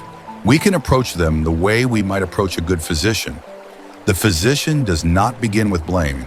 She begins with listening. She does not leap to cures before she knows what is happening. She gathers symptoms, traces causes, considers the body's natural capacity to recover, and then proposes a course of care proportionate to the condition. These 4 movements, clear description, causal understanding, confidence in recovery, and a path of treatment, are not foreign to us. We trust them in clinics and kitchens, in workshops and gardens. The genius of the old map is that it brings the same clarity to the human predicament. The first movement is often mistranslated as a gloomy headline. Life is suffering. That is not what the old texts say. They say there is dukkha, not a sentence but a recognition, not a verdict but a willingness to look without evasions. Dukkha, as we have already felt in our bones, is the friction that arises when a world in motion meets a mind that wants guarantees. It includes pain that no one chooses, the bittersweet churn of change even in joy, and the low-grade unease of living as if we are always almost enough. To name this is not to curse life. It is to stop gaslighting ourselves about what it is like to be human. It is the opposite of cynicism. It is the beginning of intimacy. Naming alone, however, is not cure. The second movement turns our attention to causes, not a single culprit, but a network of conditions that, together, generate our distress. We have already met two of the most reliable contributors, craving and clinging. They are not villains in a cosmic drama. They are strategies grown out of fear and hope, amplified by misunderstanding. Underneath them is a deeper confusion. We take what is changing to be changeless, what is dependent to be independent, what is a process to be a possession. We build plans as if weather is a personal contract and identities as if they were carved into stone. When these misunderstandings drive our days, we suffer not only because hard things happen, but because we add a layer of resistance that doubles the weight. The tradition sometimes sketches this portion of the map in a chain, a way of showing how one condition begets another. Contact gives rise to sensation. Sensation is flavored as pleasant, unpleasant, or neutral. Flavor tempts grasping or resisting. Grasping hardens into identity stories. Identity stories reinforce the next loop of grasping. It is not a metaphysical chain, it is a practical one. You have seen it in a glance. When a voice message labeled urgent tightened your chest. When the tightening triggered a narrative of failure or attack. When the narrative colored the next hour. When the hour confirmed the story. This is not guilt, it is mechanics. If we can see the gears, we can stop placing our fingers where they will be pinched. The third movement may be the most radical and the gentlest. Cessation is possible. The old word suggests a cooling, the relief that spreads when a fever breaks. The flames of reactivity do not burn forever. They consume the fuel they are fed. When the fuel, misunderstanding, compulsive thirst, rigid identity, is withdrawn, the mind does not go dark. It clarifies. The picture sharpens. This is not annihilation. It is subtraction of what distorts, and it is not a promise of a perfect life. It is the sober recognition that the added suffering we create can, in fact, be reduced, sometimes dramatically. Anyone who has recognized a familiar hook and declined to bite has tasted this possibility. Anyone who has let a moment of joy pass through without gripping it into panic has tasted it. Anyone who has apologized without collapsing into shame has tasted it. The taste is cool and ordinary. The fourth movement brings us to design. By what course of training do we encourage such cooling to become our new normal? In the tradition's language, the path is eightfold. Not a ladder to be climbed, but an ecosystem to be tended. It gathers three kinds of cultivation that belong together. A way of seeing that is in love with truth, a way of living that reduces harm, and a way of attending that steadies and clarifies the mind. In a culture that favors hacks and silver bullets, the path's comprehensiveness can feel unfashionable. But systems problems rarely yield to single tools. When the engine rattles, we check not only the oil, we listen for loose bolts, clogged filters, misfires. When a life rattles, we tune more than one string. There is a subtle but crucial reframing of these four movements that can help us, especially if truth feels too abstract or too declarative. Think of them as tasks. The first is to embrace the discomfort that is present, not to worship it, but to stop pretending it is not there. The second is to let go of what fuels the discomfort, not by force, but by seeing that the fuel is not serving us. The third is to encounter the ease that appears when fuel is not fed, to recognize it, to trust it enough not to sabotage it out of habit. The fourth is to cultivate the conditions, inner and outer, that make such ease more likely. This rendering relocates the truths from the sky of theory to the ground of doing. It honors our agency without denying our interdependence.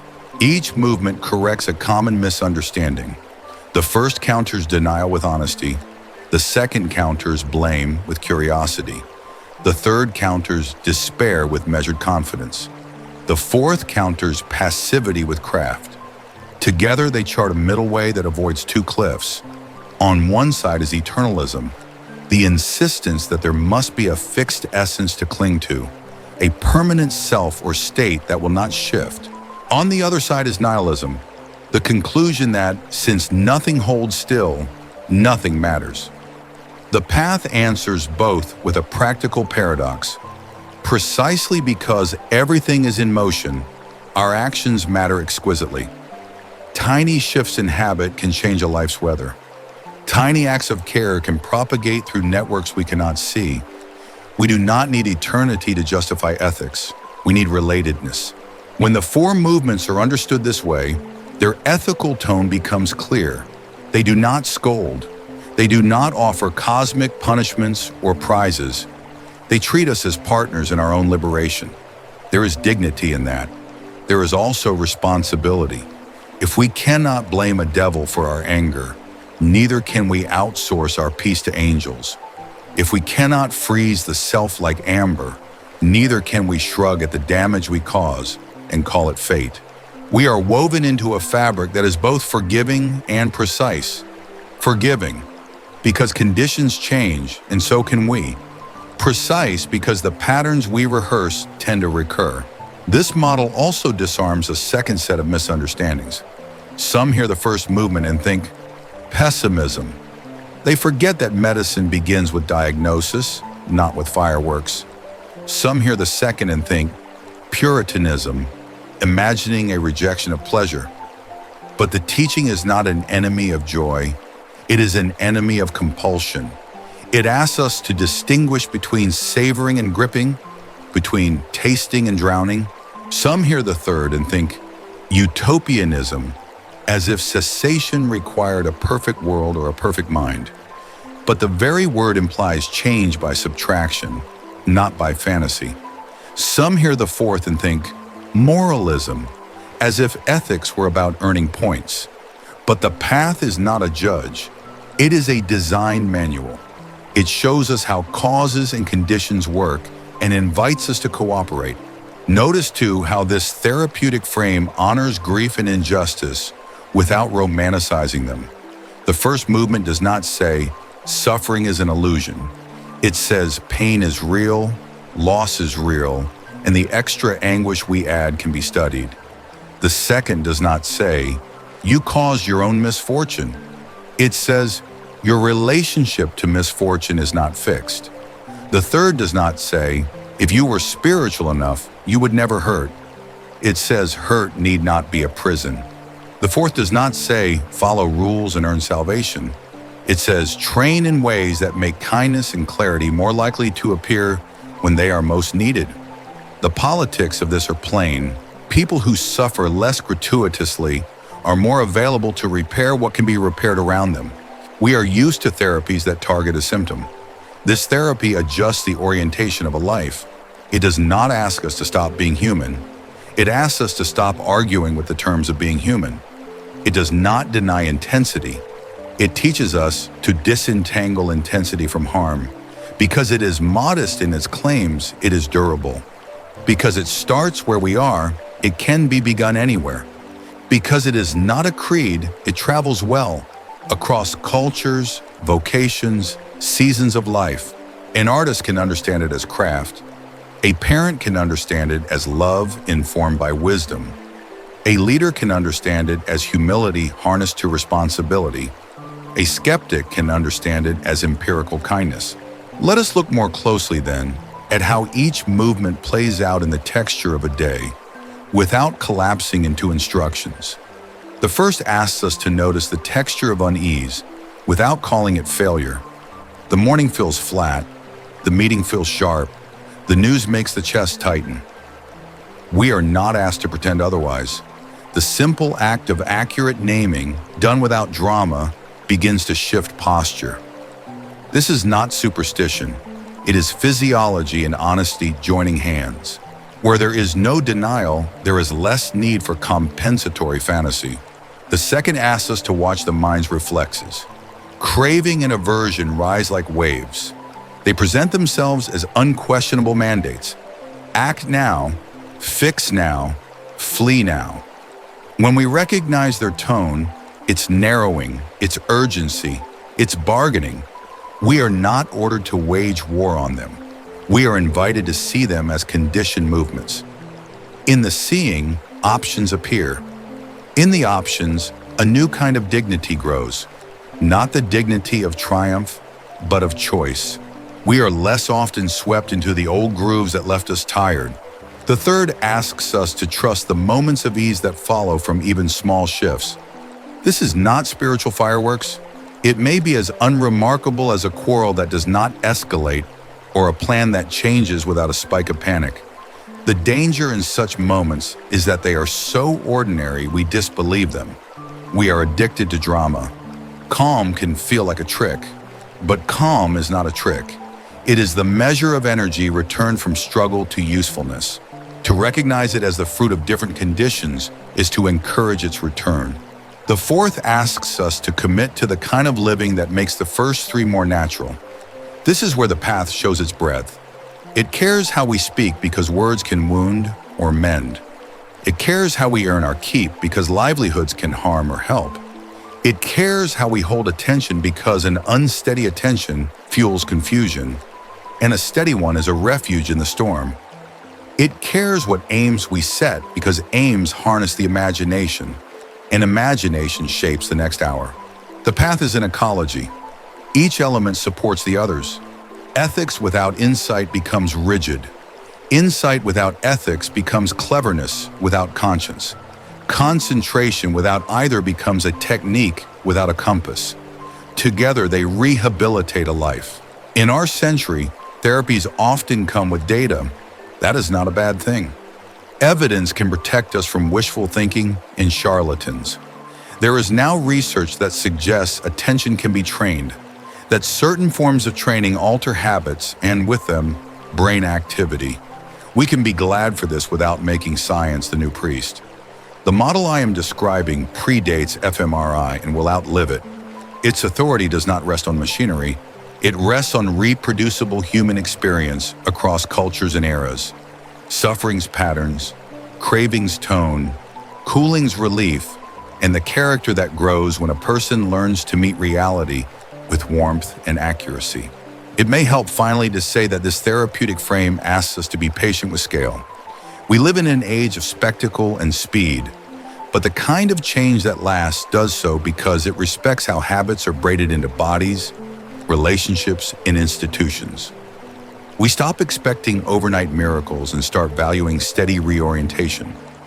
We stop comparing ourselves to fantasies and start comparing today's weather to yesterday's. We stop auditioning for an imaginary judge and start tending the garden we are actually in. In this way, the grand language of liberation is translated into decisions a human can make on a Tuesday. In the language of story, the model invites a plot twist. The protagonist is no longer the one who finally acquires the magic object that guarantees happiness. The protagonist becomes the one who learns to read the world accurately and to love it wisely. Antagonists like craving and clinging are revealed as overzealous bodyguards who can be thanked and retired. The true ally is clarity, clarity that does not humiliate, clarity that does not withdraw, clarity that keeps its heart open even when the news is hard. The quest is not to leave the world for a better one. It is to become intimate enough with this one that we can be of some use. There is tenderness in this reimagining. The first movement bows to the fact that we ache and does not pathologize it. The second bows to the history that made our strategies reasonable and invites us beyond them. The third bows to the quiet, unglamorous peace that returns when we stop adding trouble to trouble. The fourth bows to the nobility of craft, to the idea that a human life is something to be cultivated, not managed like a brand or endured like a sentence. Underneath all four bows, there is a single trust, that reality, when seen clearly and met kindly, requires less violence from us and gives more back. As we cross the threshold into the next movement, we will give the fourth its due attention. We will not turn it into a checklist or a contest. We will treat it as a living architecture, a house with 8 rooms, each serving the others, each designed to support the kind of person who can stand in a changing world without hardening or collapsing. We will begin with how we see, because seeing shapes everything that follows. Then we will speak of intention, of speech, of action, of livelihood, of effort, of remembrance, of collectedness. Not as commandments, but as crafts. The goal is not to earn a halo. It is to become trustworthy to ourselves and useful to others in a way that can be verified by the simple test of breathing in our company. For now, let the 4 movements settle like rain after heat. There is a frankness to them that refuses to flatter. There is also mercy. They do not demand that we become saints before we can begin. They ask only that we tell the truth about what hurts, that we stop feeding what intensifies the hurt, that we learn to recognize the cool change when it arrives, and that we nurture the ways of living that invite it back. In a noisy age, such modesty is a revolution. In a frightened age, such modesty is a balm. And in any age, it is a way home. We have spoken of diagnosis, of causes, of the cool relief that arrives when fuel is removed, and of a path that is more ecology than checklist. Now we step inside that ecology. Imagine a dwelling built not for display, but for weather. 8 chambers arranged so that light and air move freely, so that the care taken in one room refreshes the others. This is the noble 8-fold path. Noble here does not mean aristocratic. It means worthy, worthy of a human life. And right, as it appears in each chamber's name, is not the scolding of a referee. In the older tongue, the word points toward what is fitting, complete, consonant with reality. We are not learning to be correct for correctness' sake. We are learning to be aligned. Begin where the house begins, with view. Not a set of slogans nailed to the wall, but the way the windows are placed. View is the lens through which the rest of life is seen. When the lens is warped, even a good day looks crooked. When the lens is clear, even difficulty reveals contours we can work with. This path asks for a view that takes causality seriously. Effects have causes, patterns have histories. Misery is rarely a thunderbolt hurled by fate. It asks for a view that welcomes the 3 marks we have already tasted. Things change, clinging stings, and the self is a choreography. Such a view is neither cynical nor sentimental. It does not deny goodness or excuse harm. It simply refuses to quarrel with what is demonstrably so. View also has a moral texture, though not a moralism. A view is wholesome when, under its influence, greed, ill will, and confusion do not thrive. If the stories we tell ourselves make us harder, narrower, more sure that our tribe must win at any cost, then the windows are fogged, however clever the frame. If the stories we tell make us more curious, more responsive, less easily triggered by every gust, then the windows are doing their job. And because we are not statues, view is not a trophy we win once. It is refined by living, taken in for repairs when the weather changes, adjusted as we notice where it lets in glare or leaves a corner in shadow. Humility is part of clear seeing, so is courage. In the next chamber, intention, the work is quiet and interior. Intention is the tilt of the heart before words are spoken and before hands move. We often underestimate how much of life is shaped by this tilt. 2 identical sentences can heal or harm depending on the motive at their root. Here, the path recommends 3 orientations. The first is a love of simplicity, a willingness to travel lighter, to prefer enough to excess, to let the appetite for novelty rest when it is sated.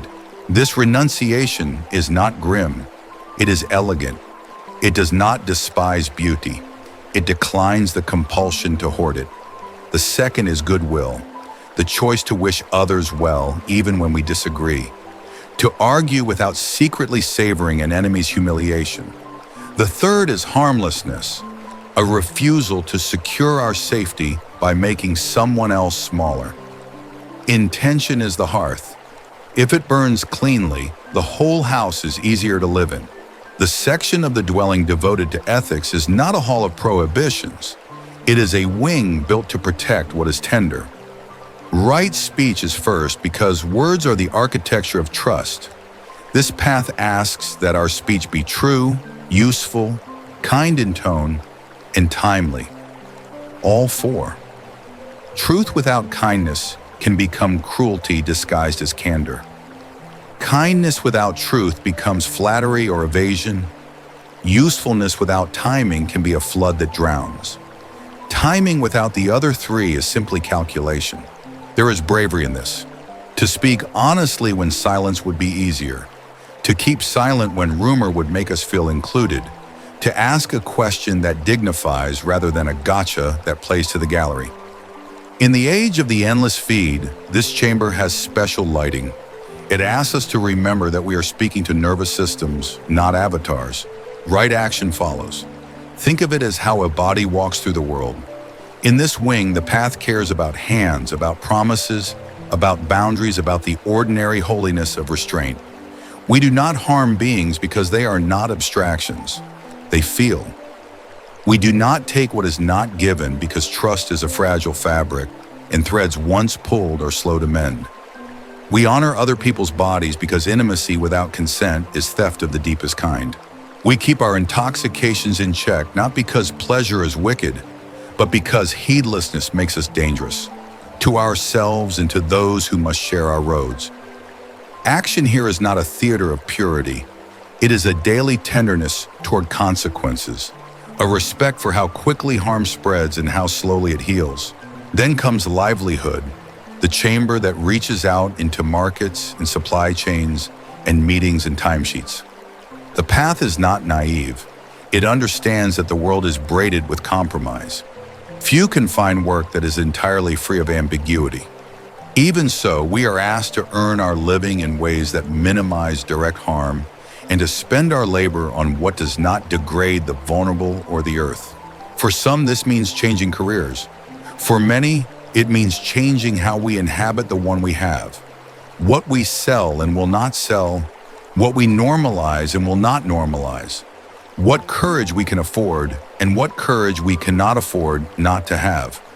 Livelihood is about dignity. A job may be humble, dignity is not.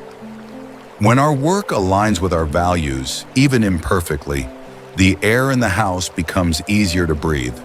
The final three chambers belong to the training of the mind. Do not hear training and imagine a boot camp, a barked order to be superhuman. Hear training and imagine the slow, devoted crafts of a potter or a luthier. Right effort comes first, and it is almost a misnomer because the path is suspicious of strain. The effort recommended here is measured, appropriate, wise in its pacing. It protects the mind from habits that inflame greed, hostility, and confusion. It supports the conditions in which generosity, kindness, and clarity can take root. One might think of a conservatory where certain climates are kept for certain plants.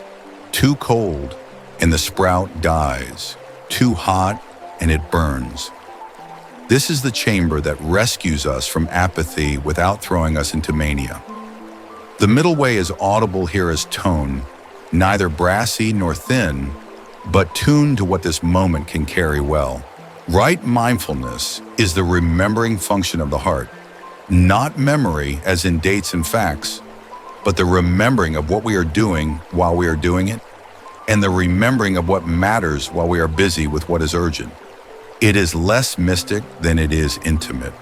Mindfulness recollects body as body, so that a life is not lived from the neck up. It recollects feeling as feeling, so that a rough mood is not misnamed as the truth. It recollects patterns as patterns, so that an old fear arriving in a new coat is not mistaken for prophecy. This remembering is merciful. It interrupts the slide into trance, where we become the puppet of a habit and then call the habit me. Mindfulness is the house's windows kept clear. It lets us see what we are doing in time to choose.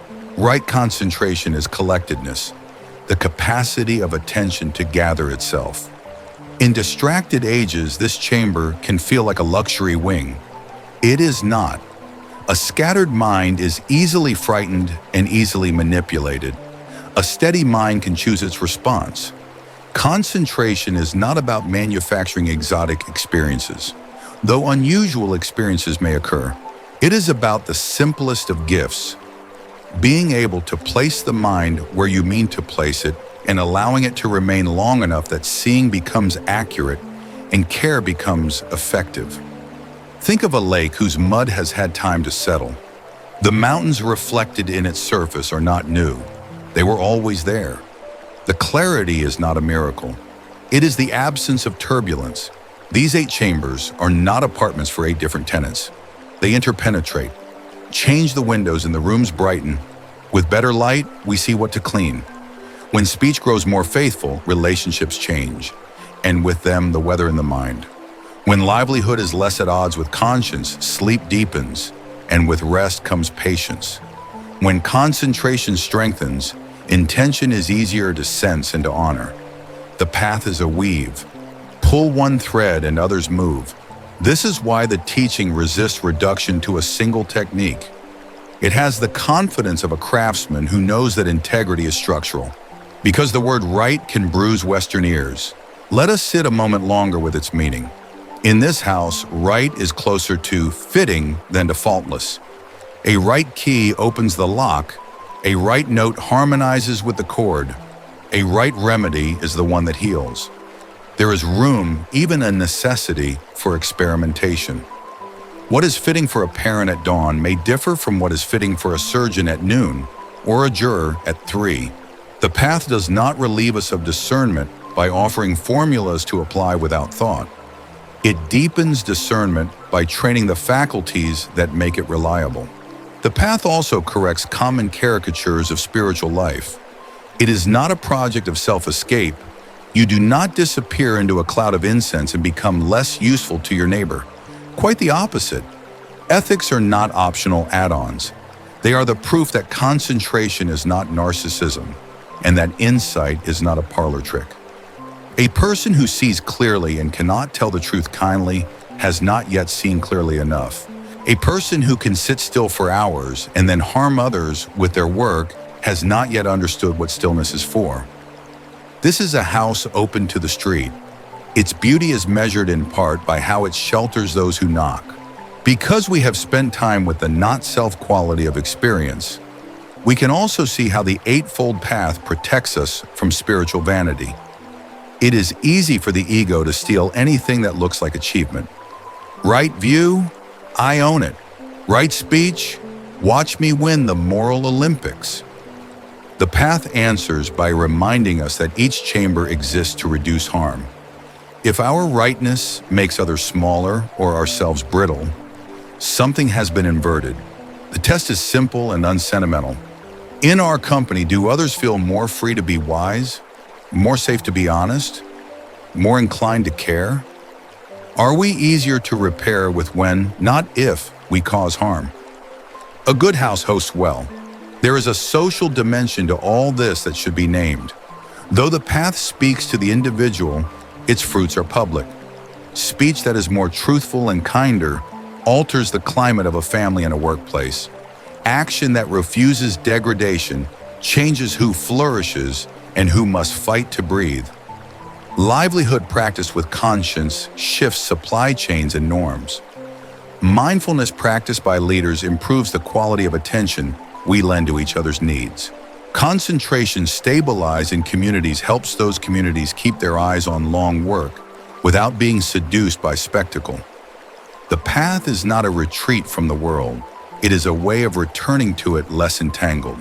We should also speak to scruples that arise when people first try to live in this house. Some become so vigilant about being right that they harden. They check every sentence for purity and every motive for microscopic flaws.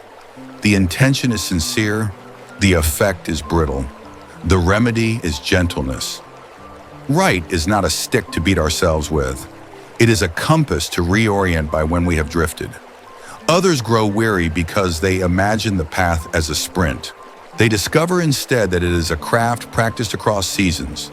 This is good news. Crafts reward patience. They do not demand perfection, they yield to devotion. We do not inhabit the house in one grand move. We take up residence, room by room, hour by hour, letting the architecture teach us. Consider a story. A bridge builder once explained his work to me. People think bridges are all steel, he said, but the secret is in the footings, how you meet what you rest on. If you get that wrong, the deck can be dazzling and the lights can be lovely, and still the whole thing will tremble. The Eightfold Path is like that. We can make impressive gestures, flashes of insight, eloquent words, acts of generosity, but if view and intention and livelihood are not anchored well, the structure trembles when the river rises. Anchoring is unglamorous. It is also where integrity lives. In practical life, the rooms instruct each other in a quiet liturgy. View keeps us from turning disappointment into a cosmology. Intention keeps us from using truth as a weapon. Speech keeps us from hiding behind silence when harm needs naming. Action keeps us from pretending that private virtue excuses public damage. Livelihood keeps us from rationalizing harm as just business. Effort keeps us from giving up when change is slower than our impatience. Mindfulness keeps us from forgetting why we began. Concentration keeps us from answering every knock at the door of attention as if it were an emergency. Taken together, they allow a person to be firm without being sharp, soft without being vague, involved without being consumed. We are almost ready to walk more closely into the last three chambers, because modern life has made attentional poverty one of our great sufferings. But let us not rush. The path is a circle, not a line. As attention steadies, speech sweetens. As speech sweetens, action simplifies. As action simplifies, intention clarifies. As intention clarifies, view brightens. And around we go, not dizzy but deepened. The house keeps teaching us how to live in it. What begins as duty matures into ease. When the old texts describe this path, they sometimes use language that sounds grand. Liberation, enlightenment, the end of suffering. Those words have their place, but in daily life, the path shows itself in smaller graces. A conversation that used to end in slam doors now ends in quiet. A decision that used to twist the stomach now sits squarely because we have stopped negotiating with what we know. A day that used to blur and to fret now has edges and light. We notice ourselves being less theatrical about our goodness and more stubborn about our kindness. We become slowly the sort of person whose presence feels like shade on a hot day. And so we arrive at a threshold. The last three rooms, effort, mindfulness, and concentration, are sometimes summarized with a single word that has, in our time, been stretched until it almost snaps. Meditation. Before we enter, we will air the room, sweep away superstition, and open the windows wide. We will speak not of trance or escape, but of training the mind the way one trains the hand to write or the ear to hear harmony. We will refuse the glamour of special effects and honor the steady miracle of attention that can return to itself. This is not a private luxury. It is a public good because a steadier attention is a kinder attention, and a kinder attention is how worlds change without violence. For now, let the architecture stand in your mind as something both simple and exacting. 8 chambers, mutually supportive, built to face weather without collapse. A house you do not merely admire from the street, but learn to inhabit. Its beauty is not in its ornament, but in the way it makes a life easier to live and a human being easier to trust. In the next turning, we will cross the threshold into the inner workshop where attention is shaped, without mystique, without theater, with the humility of those who know that seeing clearly is a form of love. We have come to the inner workshop of the path, the place where attention is shaped and the heart is educated. If earlier rooms of the house asked us to speak more truthfully and live with cleaner intentions, this one asks us to look steadily and kindly at the looking itself. The word often used for this is meditation, a term draped in incense for some and in suspicion for others. Let us air the room. Let us set aside both glamour and disdain. What we mean here is simple and exacting, the training of attention and affection so that they can serve clarity and care. Meditation is not an escape hatch from the world. It is a craft for re-entering the world with eyes that do less harm. It is not a trance that dulls feeling. It is an education in feeling without drowning. It is not a performance, nor a contest measured in minutes, postures, or trophies. It is an apprenticeship in being present, a cellist tuning her instrument, a gardener learning her soil, a pilot learning the air. Each has a discipline that looks unremarkable to the passerby and is indispensable when the weather changes. Meditation is like that. It is humble in appearance and radical in consequence because it alters the way we relate to everything else. To describe this inner work, old languages offer a trio of terms that sound like different rooms but share a single wall. There is collectedness, attention that can gather itself, stay, and steady. There is remembrance, mindfulness that keeps us in touch with what is happening while it is happening, and with what matters while the urgent clamors. And there is insight, the clear seeing that arises when steadiness and remembrance illuminate the processes we usually take for things. These are not separate departments competing for budget. They are mutually nourishing. Steadiness allows remembrance to be continuous. Remembrance allows seeing to be accurate. Accurate seeing, by reducing confusion, makes steadiness easier to sustain. The system learns itself. It is helpful to be honest about what interrupts this learning. Old texts name 5 common intruders. Modern ears might recognize them as moods: the pull of appetite toward what glitters, the heat of resentment toward what offends, the heaviness that blunts vitality, the flutter that cannot land, and the fog that questions everything but never inquires. We could memorize their ancient names, or we could treat them as weather. Either way, the approach is the same. We do not wage war on the sky. We learn it. We learn to tell a passing storm from a season, inflammation from information. We notice how certain conditions summon certain clouds and how certain forms of care shorten their stay or soften their edges.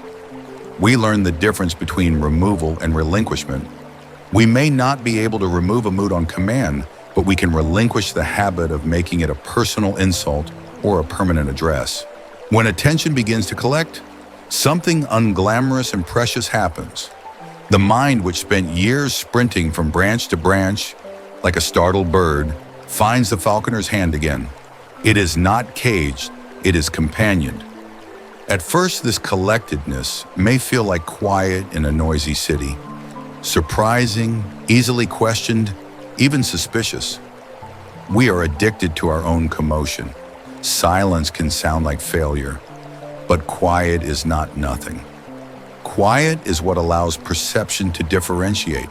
When the mud in the water settles, the mountain reflected there is not new. It was obscured.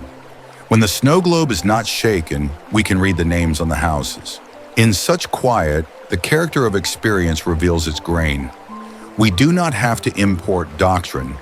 We begin to see in real time that sensations arise, change, and fade. We begin to see that the tone of experience, pleasant, unpleasant, neutral, tilts us before we think to explain it. We begin to see that the mind constructs, categorizes, compares, predicts faster than we can narrate, and that we often take these constructions to be the world rather than maps of it. We begin to see that the sense of I is woven from these movements, assembled and reassembled moment by moment, and that this does not make us less real, it makes us less brittle. Such seeing repeated in 1,000 quiet moments is not a metaphysics, it is a literacy. Because this work goes to the root, it is easy to misunderstand it as self-absorption. Sitting with your eyes closed while the world burns? The caricature is familiar, but real training does the opposite of what the caricature fears. It turns down the volume on compulsive self-reference so that the world can be heard. When attention is scattered, we are easily panicked and easily manipulated, and our responses become more theatrical than helpful. When attention is steady, we can distinguish a call to action from a call to outrage. We can hear a child through the headlines. We can bring a mind like a good tool to hard problems, not one that breaks under torque. Another misunderstanding paints meditation as a search for special effects. One person waits for visions, another pursues bliss. A third hoards rare states like a collector of stamps. States of unusual intensity do occur, just as a violinist occasionally touches a note that feels like light. But an education in attention values altered traits more than altered states. What matters is not what can be experienced in a controlled hour, but what is becoming characteristic in the uncontrolled hours. Are we less reactive, more truthful, more difficult to offend, more available to care? If so, something is ripening. If not, we may have become connoisseurs of experience without becoming kinder. The path is not impressed by fireworks, it is interested in fruit. All genuine training faces two temptations: strain and slackness. Strain tries to force the mind into stillness, as if stillness were a muscle to be bullied. Slackness calls any effort ego and drifts. The middle way is an art of pressure. It is the hand of the potter on the clay, firm enough to shape, gentle enough not to collapse the vessel. In this art, patience is not passivity, it is fidelity to how things grow. We cannot yank a seed into a tree. We can cooperate with the conditions that allow the tree to happen. The conditions here include ethical simplicity, because deception and cruelty agitate the mind, and a friendliness toward ourselves, because self-hatred cannot midwife clarity. It also includes a sense of humor. People who take themselves too seriously in this room often miss the open window. There is a caution worth speaking aloud. Meditation can be misused. A person can hide from their grief in a ritual of silence and call it peace. A person can deaden their outrage into apathy and call it equanimity. This is called bypassing, and it leaves both the practitioner and their community poor. The test, again, is simple. After the quiet, do we return more honest and more courageous?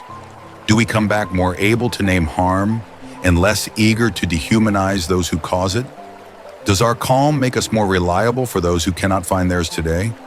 If the answer is yes, the quiet is serving life. If not, we owe the world and ourselves a better use of our cushion. The heart has its own curriculum in this room. Training attention without training affection can produce a sharp, cold clarity that slices rather than heals. For this reason, the tradition keeps company with practices that rehearse goodwill, directing the warmth we naturally feel for a dear friend toward the places in us that feel unworthy, toward neighbors we barely notice, and yes, toward the difficult people who occupy too much of our imagination. This is not sentimentality. It is a way of interrupting the tribal reflex that shrinks our circle of concern to those who affirm us. Attention without kindness becomes surveillance. Kindness without attention becomes sloppy. Together they make a grown-up gentleness. Ethics are not an add-on here. They are the foundation of ease. A mind that shades the truth must juggle stories. A mind that mocks or exploits must suppress the signals that warn of damage. A mind that takes what is not given trains the hand to be twitchy in the presence of opportunity. These habits make concentration expensive. The reverse is also true. A life that learns to prefer truth, to enjoy restraint, to take pleasure in being trustworthy, creates conditions in which the mind can settle without constant negotiation. This is why the rooms of the house interpenetrate. Changing how we speak changes how we sit. Changing how we earn changes how we sleep. Both change how we see. Embodiment belongs in this account too, not as a technique, but as a loyalty. So much of our suffering is the result of living from the neck up, as if the body were a vehicle to be driven until it breaks and then traded in. The education of attention returns us to the body, not to fetishize it, but to restore a counsel from which it has been excluded. Sensations are not enemies. They are messages. Tension says something about fear or effort. Warmth says something about safety or welcome. Numbness says something about overload. When we listen without dramatizing, the body stops having to shout. It becomes an ally. This is not a niche concern. A civilization that ignores the wisdom of bodies builds institutions that grind bodies down. What, then, does it look like when this inner training matures? Not halos, not perpetual delight, ordinary majesty, a steadier presence in a crisis, a quicker apology when we see we have caused harm, a refusal to feed the bonfires of rumor, a capacity to be bored without turning boredom into mischief, a savoring of simple joys without clutching, a grief that does not contort into self-pity, a courage that is not loud, a humor that is not cruel. These may not trend on the feeds, but they are the architecture of a trustworthy life. And trustworthiness, like shade on a summer day, is a public good. There is also a social intelligence that grows from this training. We begin to sense the temperature of rooms, their fear, their fatigue, their hope, and to adjust our presence accordingly. We do not need to dominate a space to stabilize it. Often, steadiness is contagious. So is panic. When we carry a settled attention into our families and workplaces, we offer a nervous system that does not escalate. Children in particular recognize this gift before they have words. They relax around adults who are not constantly elsewhere. The practical effects cannot be overstated. Teams make fewer avoidable mistakes. Partners fight less cruelly. Friends confide without fear of becoming content. Some will want a scientific benediction on all this, and the century does offer a modest one. We have glimpses in scans and studies of how training attention can alter how the brain toggles between narration and presence, how it strengthens networks that support stability and care. This is reassuring insofar as it protects us from magical thinking and quackery. But let us not make of science a new priesthood. Long before a machine painted a heat map of awareness, humans knew the difference between a scattered mind and a settled one, between a heart that tightens around an injury and a heart that can hold it without becoming it. The authority here is not a graph. It is the reproducible experience of becoming less harmful and more free. Because this workshop sits inside a wider house, it must send its graduates back into the other rooms. Solitude that never returns to speech and action hardens into vanity or despair. The test of an inner stillness is public. Does it make us more articulate without being more abrasive? Does it make us more committed without being more fanatical? Does it widen our sense of we without dissolving our ability to draw a line? This last point matters. A soft heart that will not set boundaries is not compassion, it is complicity. A strong boundary that forgets the humanity of those on the other side is not justice. It is vengeance, rehearsing its lines. The middle way we have been tracing tries to avoid both errors. Training attention helps because a collected mind can distinguish care from compliance and firmness from aggression. Let me tell you a small story. Less for instruction than for flavor. An old lighthouse keeper once showed me his routine. Each evening, he polished the lens. Storm or clear sky, same care. It's not the storms that dim it, he said, so much as the daily air, the salt, the breath, the tiny things. Meditation is that kind of care. We are not waiting for catastrophe to become serious. We are attending to the small accretions that blur our seeing and to the small mercies that restore it. When ships pass safely, no one applauds the cloth in the keeper's hand. That is as it should be. The work is invisible when it is working well. We should also speak about the myths that hobble beginners and veterans alike. I am a bad meditator. My mind wanders. Minds wander. That is what minds do until they are educated. The relevant question is not whether the mind wanders, but whether it learns to recognize wandering without panic or pride and to return without drama. I had a perfect session. I am advanced. Beware the hunger to be special. The session is gone. Are you kinder? I felt nothing. Perhaps this is not for me. Feeling nothing may be the nervous system resting after years of sprinting. Neutrality is a flavor, not a failure. These myths crumble under gentle scrutiny. The path is patient. It meets us where we are and asks only that we stop lying to ourselves about where that is. Finally, it bears repeating that this room of the house is not sectarian property. People who pray can train attention. People who doubt can train attention. People who dance, run, paint, or rock infants at 3 in the morning can train attention. The forms vary, the function converges. We are cultivating a capacity to be here, a loyal presence that can accompany life as it is. This loyalty has consequences. It makes it harder to dehumanize those who disagree with us because the habit of presence notices detail, and dehumanization requires blur. It makes it harder to gossip because the habit of presence feels the contraction it produces.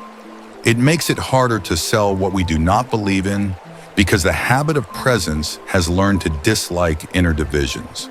We are almost ready to step back into the street. Before we do, let us name the arc one more time. We train attention so that we can see clearly. We train affection so that what we see is not used as a weapon.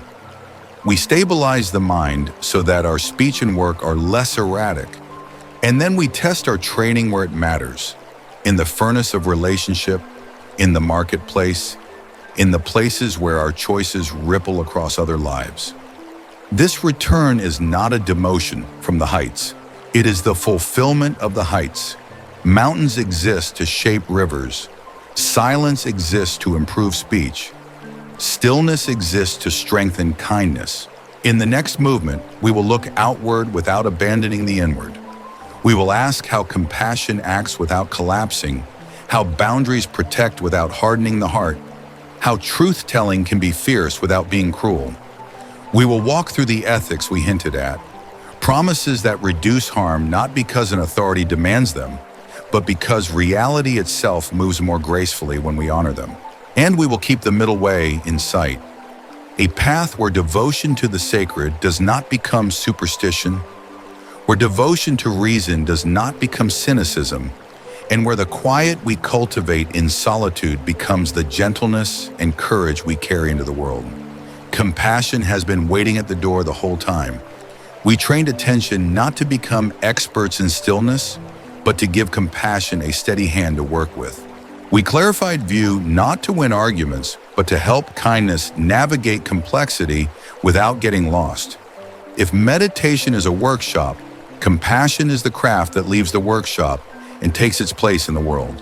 At the kitchen table, in the city council meeting, on the late night shift, in the comment thread where a stranger is being shredded. Compassion is not a warm feeling that floats above harm. It is a clear warmth that steps toward harm with proportionate care. Let us be precise. Compassion is not pity. Pity looks down from a balcony and is careful not to be touched.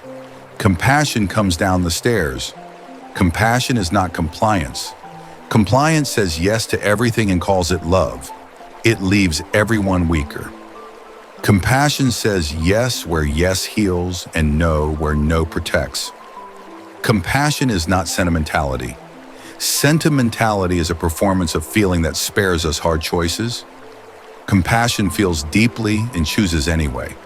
It is tenderness with a backbone. Empathy and compassion are cousins but not twins. Empathy feels with, it can overheat. Compassion adds intention. May suffering be relieved, and what is my part, neither more nor less, in that relief? In this sense, compassion is disciplined. It is a willingness to be moved, guided by the wisdom not to be swept away. The posture is simple to name and hard to sustain: soft front, strong back. The softness lets the world in. The strength keeps us from collapsing. Traditions like ours speak of 5 simple promises that help compassion stay trustworthy. They are often called precepts, which makes them sound like laws. Think of them instead as vows to reduce harm, adopted not to earn favor, but to avoid breaking what is fragile. The first promise is to protect life. We do not kill because life is not a theory. It is the only chance a particular being has to be this being. This promise is not only about dramatic acts, it is also about how we speak in ways that let others breathe, about how institutions calibrate force, about how we treat the non-human world that makes our breathing possible. The second promise is to honor what is not given. We do not take what isn't ours because trust is a delicate fabric. When threads are pulled, everything unravels. Families, markets, friendships, the quiet assumption that allows neighbors to sleep. Theft is not only a hand in a till, it is also data taken without consent, credit taken without acknowledgement. The unspoken expectation that some will always do the invisible work. The precept asks us to notice where we benefit from such arrangements and to unlearn them where we can. The third promise is to keep intimacy honest. Bodies are not tools for someone else's loneliness. Consent is not a courtesy, it is the floor. This promise protects not only the vulnerable from the powerful, it also protects longing from becoming predation and desire from becoming disorder. When intimacy is honored, it becomes a place of rest. When it is taken, the wound reverberates across generations. The fourth promise: tell the truth kindly. Words are architecture. With them, we build bridges or barricades. The precept does not require that we speak everything we think. It requires that what we do speak be true, useful, kind in tone, and timely. A sentence can be a scalpel or a club. The difference is not only in content, but in motive. We ask our speech to be a public good. The fifth: keep our clarity from being drowned. Intoxicants are not evil. Many numbing agents were once honest attempts at relief, but heedlessness makes us dangerous, and a life lived at the edge of intoxication trains the mind to prefer fog to weather. This promise is not Puritanism, it is stewardship. When clear seeing is precious, we learn to notice what makes it cloudy and to stop calling the cloud a sky. These promises are not shackles for private virtue. They are social technologies. They lower the temperature in rooms where fear is quick to ignite. A neighborhood where life is protected, where property is respected, where intimacy is safe, where words are trustworthy, and where minds are clear is not a utopia. It is the simple difference between brittle peace and resilient peace. Boundaries in this light are the riverbanks that let compassion flow. Without banks, water spreads thin and soon evaporates. With banks, it can irrigate a field. Saying no to abuse is not a failure of compassion. It is compassion for the whole, including the part of the other that is better than their behavior. Boundaries do not exile, they teach. They say, this is where you end and I begin, so that both of us can remain human. To our families, boundaries stop love from degrading into enmeshment. In movements, boundaries stop fervor from boiling into fanaticism. In institutions, boundaries stop duty from becoming exploitation. A boundary is a statement of value. I will not trade my dignity for your comfort, nor yours for mine. There is a form of compassion that is fierce without being cruel. It speaks firmly to harm and refuses to humiliate the harmer. It disciplines to protect, not to destroy. Parents know this grammar when they refuse a child's demand with a love that does not waver. Good leaders know it when they correct course publicly without making examples for entertainment. Good judges know it when they hold accountability and possibility together, designing consequences that aim at repair as well as restraint. We are not naive. Some harms require separation for safety, but whenever a door can be left open to return, fierce compassion leaves it ajar. Our age has a new commons, the digital square, where words travel faster than bodies. Here, compassion's craft is tested. The platforms are calibrated for outrage. Complexity shrinks to fit a screen. The temptation is to perform moral certainty, to call out as if humiliation were education. Sometimes a public alarm is necessary, but the habit of contempt corrodes the one who uses it. A different grammar exists, a call-in that invites the other back into the circle when possible, a refusal to reduce a person to their worst day, a care for the nervous systems of those watching who have known humiliation too well. The measure remains the same. Do our words increase clarity and care, or do they increase fear and confusion? In the street, compassion wears walking shoes. It is not allergic to politics.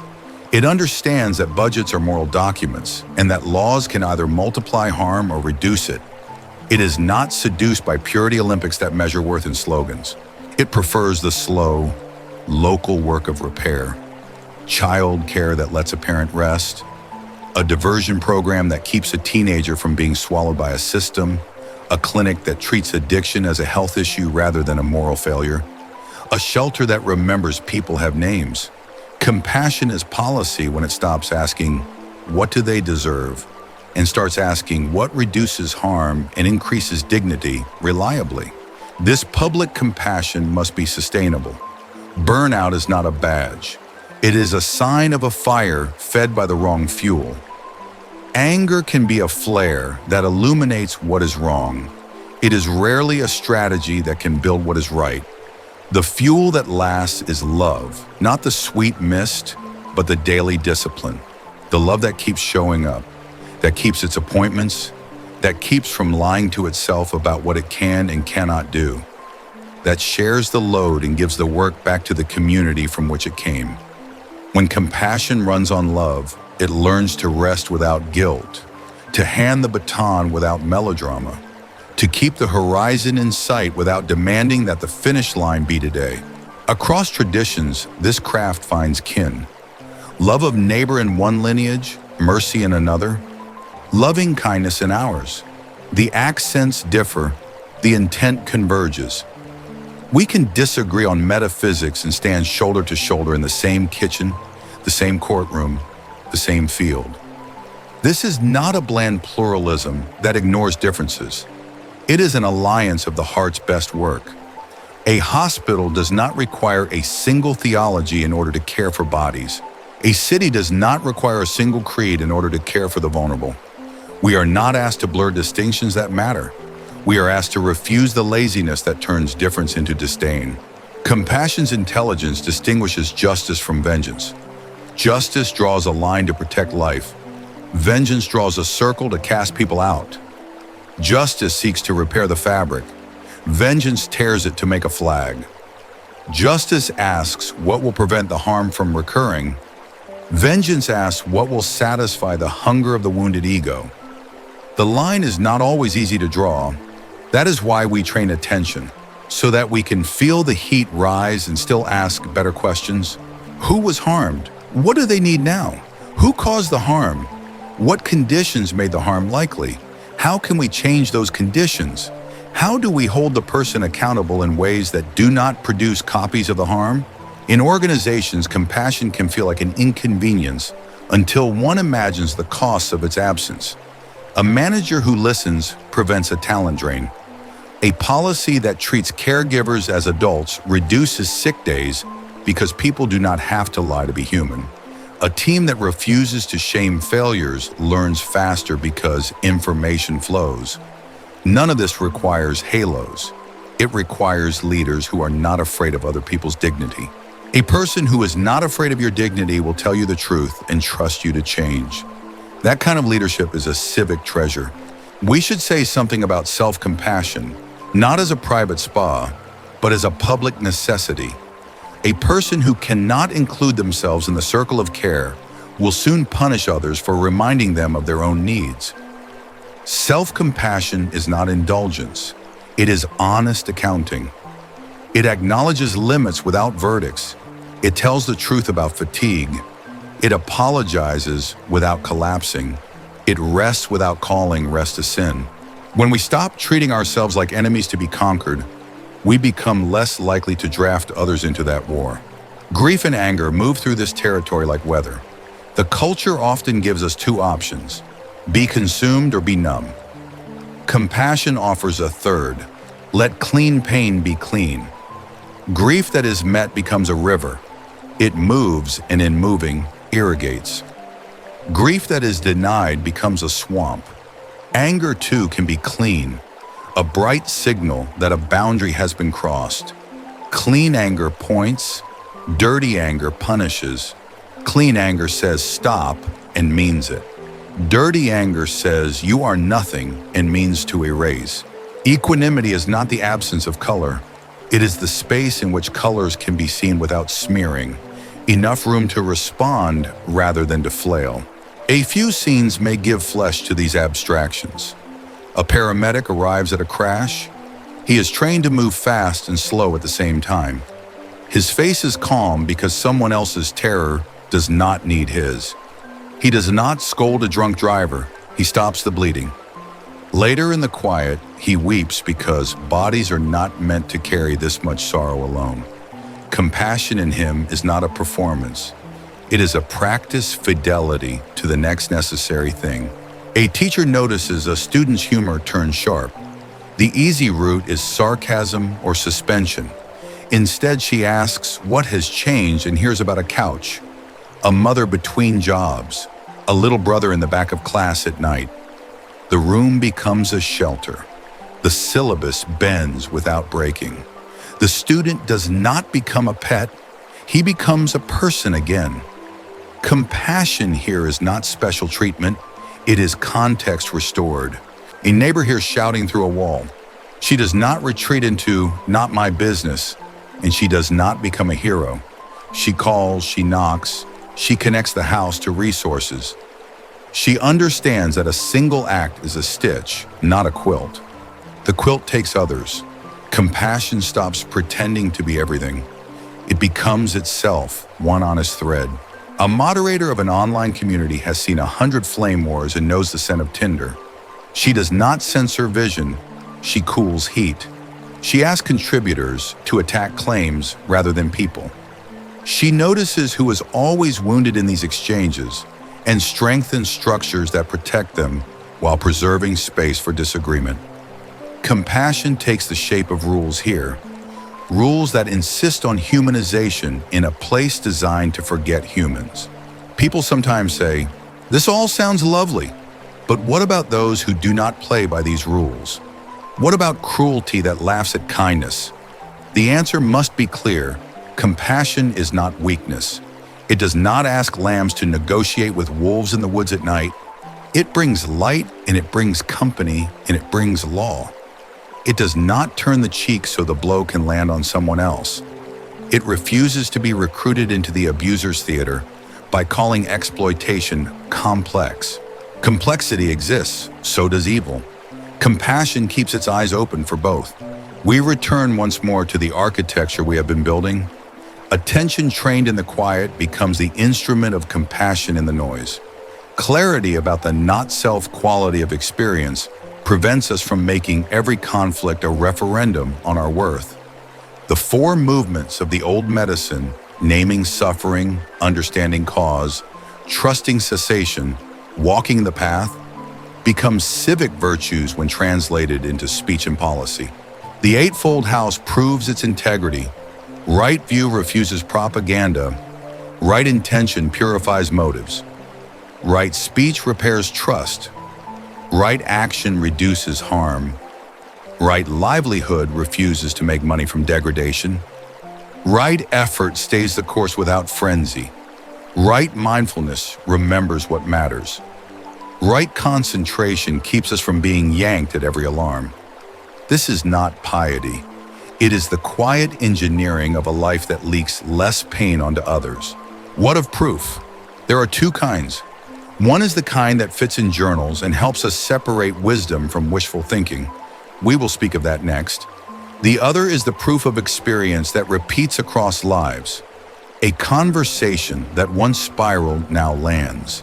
A conflict that once required a winner now finds a way to protect what is essential. A season that once demanded a mask now allows a face. Compassion in action makes such proofs ordinary. They are not spectacular. That is their virtue. They knit culture at the scale where culture is actually lived. As we turn toward the final movement, we will not trade poetry for graphs, but we will let the graphs speak where they can. We will look at the ways careful research has begun to mirror what contemplatives have reported for centuries. That attention can be trained, that training shifts habits in reliable ways, that the shift echoes in the body and the brain, that communities feel the difference. And we will keep faith with the modest revolution we have been describing. A way of living that asks less of life and offers more to it, that believes the sacred is not elsewhere, but here, in the way we treat each other when no one is applauding. We promise two kinds of proof, and we will keep that promise without losing our balance. One proof lives in journals and laboratories. It is careful with methods, cautious with claims. The other proof lives in kitchens, buses, hospital corridors, in the small changes by which a life becomes more trustworthy. To honor both proofs without worshiping either is itself a middle way. On one cliff, we find neurohype, where a colored brain scan is treated like a sacrament and complexity is flattened into headlines. On the other cliff, we find sneering anti-science, which mistakes humility about measurement for contempt of knowledge. We will walk the ridge between them, grateful for careful research, alert to its limits, and faithful to what reproducible human experience has known long before any machine hummed. What then can our century science say with a straight face? It can say that attention is trainable in ordinary adults, and that this training tends to reduce certain forms of distress. It can say that patterns of mood and thought shift with practice, and that some of those shifts echo in the body, in hormones, in immune markers, in heart rhythms, and often in the brain's traffic patterns. It can say that pro-social emotions like compassion can be cultivated, not merely waited for, and that this cultivation changes how we behave with strangers as well as with friends. It cannot say that a person who meditates becomes invincible, or that all suffering yields to breath, or that one technique will erase the wound of a lifetime. It cannot say what your life means, only how certain ingredients tend to combine. Consider what has been learned about programs that gather the simple disciplines we have been describing under one roof. Mindfulness-based stress reduction and related courses do not promise heaven. They teach people to relate differently to pain, mood, and thought. Across dozens of controlled trials, participants often report meaningful relief from anxiety and stress. Depressive symptoms typically move in a moderate way toward the light. For those with a history of recurrent depression, training in awareness has been shown to reduce the risk of relapse when compared with doing nothing, and in some studies, to rival ongoing medication for certain groups under proper supervision. People in chronic pain rarely see their pain vanish, but many learn to suffer less from it. The ache remains, while the second arrow finds fewer soft places to land. Physiology mirrors some of these shifts. In a variety of studies, stress hormones settle into healthier daily slopes. Heart rate variability, the body's way of showing it can flex between gas and brake, improves in many trainees. Inflammatory markers sometimes ease, though results vary by population and protocol. We should not turn these findings into amulets. Samples are often small, active controls sometimes blur the picture. Publication bias is a real ghost in the room. Even so, a pattern emerges that is consistent with what practitioners have reported for centuries. A calmer organism is less at the mercy of its weather. The brain is not a prophet, but it is a busy intersection. Imaging studies have repeatedly observed that, during training, The networks most involved in self-referential chatter tend to quiet, while regions associated with attention and salience become more reliable traffic cops. The default mode of narration yields some floor space to the mode of presence. A person becomes, on average, less likely to be yanked by every internal headline. Structural studies have even suggested that, over seasons of practice, parts of the brain involved in regulation thicken their roots. None of this proves enlightenment. It does show that habits have hardware, and that hardware can, within limits, be tuned by habit. Compassion training has received its own gentler spotlight. When people rehearse goodwill in a disciplined way, not as sentiment, but as a deliberate widening of concern, behavioral experiments show increases in generosity even toward anonymous partners in one-off encounters. Neural measures hint that the amygdala, the alarm bell, grows less jumpy in the presence of suffering when the whole system has learned compassion instead of mere empathic resonance. This matters because empathy without training can overheat. One person's pain becomes two. Compassion cools the system while keeping it open. Caregivers who learn this distinction are less likely to burn out, not because they feel less, but because they are no longer drowning in the feeling. Attention training also shows mundane benefits that seldom make headlines precisely because they are not spectacular. Errors are detected earlier. The mind wanders less during demanding tasks. The startled response recovers more quickly. Even the phenomenon called attentional blink, the mind's tendency to miss a second target that appears shortly after a first one, can be shortened after certain kinds of concentration training. None of these changes is a halo. They are modest gains in the mind's basic civility. Less spillage, fewer avoidable collisions, more room to choose. We must also speak of where science warns us to be careful. Awareness practices are not a universal solvent. People who carry fresh trauma can find that unstructured attention to inner weather intensifies symptoms. Dissociation can masquerade as calm. Panic can hide in the instruction to just observe. A trauma-informed approach respects safety, titration, and choice. It uses the present as a place to visit in dosage, not a jail cell to lock a person inside. It welcomes professional therapy where therapy belongs and refuses to blame the wounded for bleeding. Compassion here means designing the container as carefully as the contents. Another caution arrives not from labs, but from culture. The critique that our practices can be stripped of their ethical backbone and repackaged as performance enhancers for stressed elites. There is some truth here, and it is worth hearing without defensiveness. When awareness is sold as a way to squeeze more labor from tired bodies or to sand the edges off injustice, the heart of the work is harmed. Our path has insisted again and again that training attention without training ethics makes a sharper tool that can cut in any direction. If the disciplines we love are to remain medicine and not morph into sedation, they must remain braided to concern for the vulnerable and to a refusal to profit from harm. A different set of sciences, behavioral, social, organizational, offer converging insights. Habits formed by repetition, yes, but they also form around identities. When we stop treating the self as a statue and begin to treat it as a process, we become less enslaved to the story that says we are just the kind of person who explodes, just the kind who never finishes, just the kind who must be needed to have value. Motivation research distinguishes the tired compulsion of grasping from the clean fuel of intrinsic aspiration. Our older language calls the first craving and the second wholesome desire.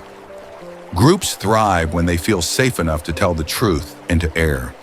Leaders who can offer steady attention, who can listen without looking for mirrors, who can set boundaries without glee, such leaders create the conditions under which other people's dignity survives contact with pressure. These are not esoteric claims. They are observations anyone can verify if they have worked in a brittle system and then in one that breathes. So what counts as verification in a life? Not a checklist, not a certificate. 3 kinds of evidence suffice. First, the interior test. Is there, over seasons, less needless agitation, less compulsive grabbing at pleasant weather, less viciousness toward unpleasant weather, less confusion about which is which? Second, the relational test. Do people breathe more easily in our company? Do we interrupt less and understand more? Are repairs swifter when harm occurs? Third, the temporal test. Does the stability hold when the plot thickens, when illness arrives, when plans dissolve, when the news is bad? Anyone can be serene at a spa. The work shows its fruit when the doorbell rings at midnight and we do not turn the caller into an enemy before we even know their name. There are also straightforward ways to falsify the path. If a practice makes a person more brittle, more certain that their tribe alone owns truth, more in need of applause, more eager to spiritualize evasion, then whatever they are doing, it is not what these teachings intend. If calm has become a narcotic that keeps us from naming harm, if non-attachment has become a pretext to escape responsibilities we freely entered, if equanimity has become a license for indifference, then the compass has slipped. The corrective is not to abandon the path. It is to return ethics to the center and to remember that every insight is for the sake of kindness. Because we are closing a circle, let us return the scientific gaze to a humble scale, the scale of a day. Science helps by making clear that change likes conditions. Good sleep is not bourgeois. It is a pillar. Decent food is not a luxury. It is a precondition for a nervous system that can learn. Friendship is not sentimental. It is infrastructure. Communities that honor these facts create citizens who are less likely to be cruel because their bodies are not constantly aflame. When personal practice is nested in such environments, it thrives. When it is not, it becomes an act of quiet resistance, not against reality, but against systems that treat human beings as if they were machine parts. Culture moves slowly, and so do we. The laboratory's measures capture some of that motion. The rest is felt in the way a house argues less, in the way a child's shoulders drop when a parent actually looks at them, in the way a workplace stops using shame as a management tool. These small, non-spectacular mercies are the kind that accumulate. They do not trend, they heal. If we step back from the graphs in the gardens and ask what all of this implies, the answer is quietly radical. You do not need to enter a metaphysical contract to justify being kind, and you do not need to become cynical to preserve your intelligence. The disciplines we have explored, clear seeing, honest speech, restrained harm, steady attention, cultivated care, stand on their own feet. They make measurable differences where measurement belongs, and they make felt differences where instruments do not reach. They will not prevent grief, but they change its weather. They will not end injustice, but they strengthen the hands that work against it without being swallowed by rage. They will not make you special. They will make you more yourself, the self that is less a fortress and more a home with open doors. A last word about humility. Every field has fashions. Neuroscience will discover that one region means less than it seemed to last year, and that another, long ignored, holds a key. New meta-analyses will shave the edges off old triumphs and reveal sturdy cores that matter more than hype. This is healthy. It reminds us that we are not here to wed ourselves to theories, but to remain faithful to the reduction of needless harm. If in 10 years, some cherished technique proves less potent than we hoped, we will set it down and keep what works. The work is the point, not the brand. And a last word about all. The middle way is sometimes caricatured as gray, as if it had drained life of its color by refusing extremes. Those who walk it know better. Awe is not in the extremes. It is in the intimacy with what is. When the mind is less busy trying to be a weather god, the weather becomes astonishing. The way sorrow clarifies love, the way joy does not need to apologize to anyone, the way a breath that no one earned keeps arriving, faithful as tide. Awe does not make us passive. It makes us gentle with what is fragile and firm with what is precious. We began with a question. What does it really take to be free? We did not answer with a creed. We answered with a way of seeing and a way of living that you can verify. We asked you not to believe but to look, not to recite but to relate differently to the moment you are in. Along the way, we discovered that the prison was not out there, built by enemies. It was closer, woven from craving and clinging, and the stories that mistake process for possession. We found that the door is not locked. It opens when seeing grows kind and kindness grows accurate. The metaphors we have used were borrowed from ordinary life, because that is where the sacred hides. A garden, a bridge, a lighthouse lens, a house with 8 rooms. These are not decorations. They are invitations to inhabit your life as if it were worth your finest attention. Science, when it is honest, helps us take the invitation seriously. It protects us from fairy dust without stealing the shine. It welcomes mystery at the edges because the edges too are part of the map. What remains is what always remains, the next small act of fidelity. You will not be graded. You will be changed, and you will notice the change in the way your words land, the way your hands move, the way your presence steadies a room without any announcement. If you need a final benediction, take this one. You do not walk alone. The practices you adopt, the ethics you choose, the attention you cultivate, all of these are woven with the work of others who are learning, at their own kitchen tables, to be less cruel and more free. We are not moving toward a distant paradise. We are learning to recognize the one place where freedom can arrive. Here, the light you were searching for in the sky has been the light by which you searched. Science can map some of its reflections. Experience can warm its hands at it. Keep the torch where it belongs, in your own careful seeing, and carry it with the humility of a traveler who knows that every road worth walking is walked by many.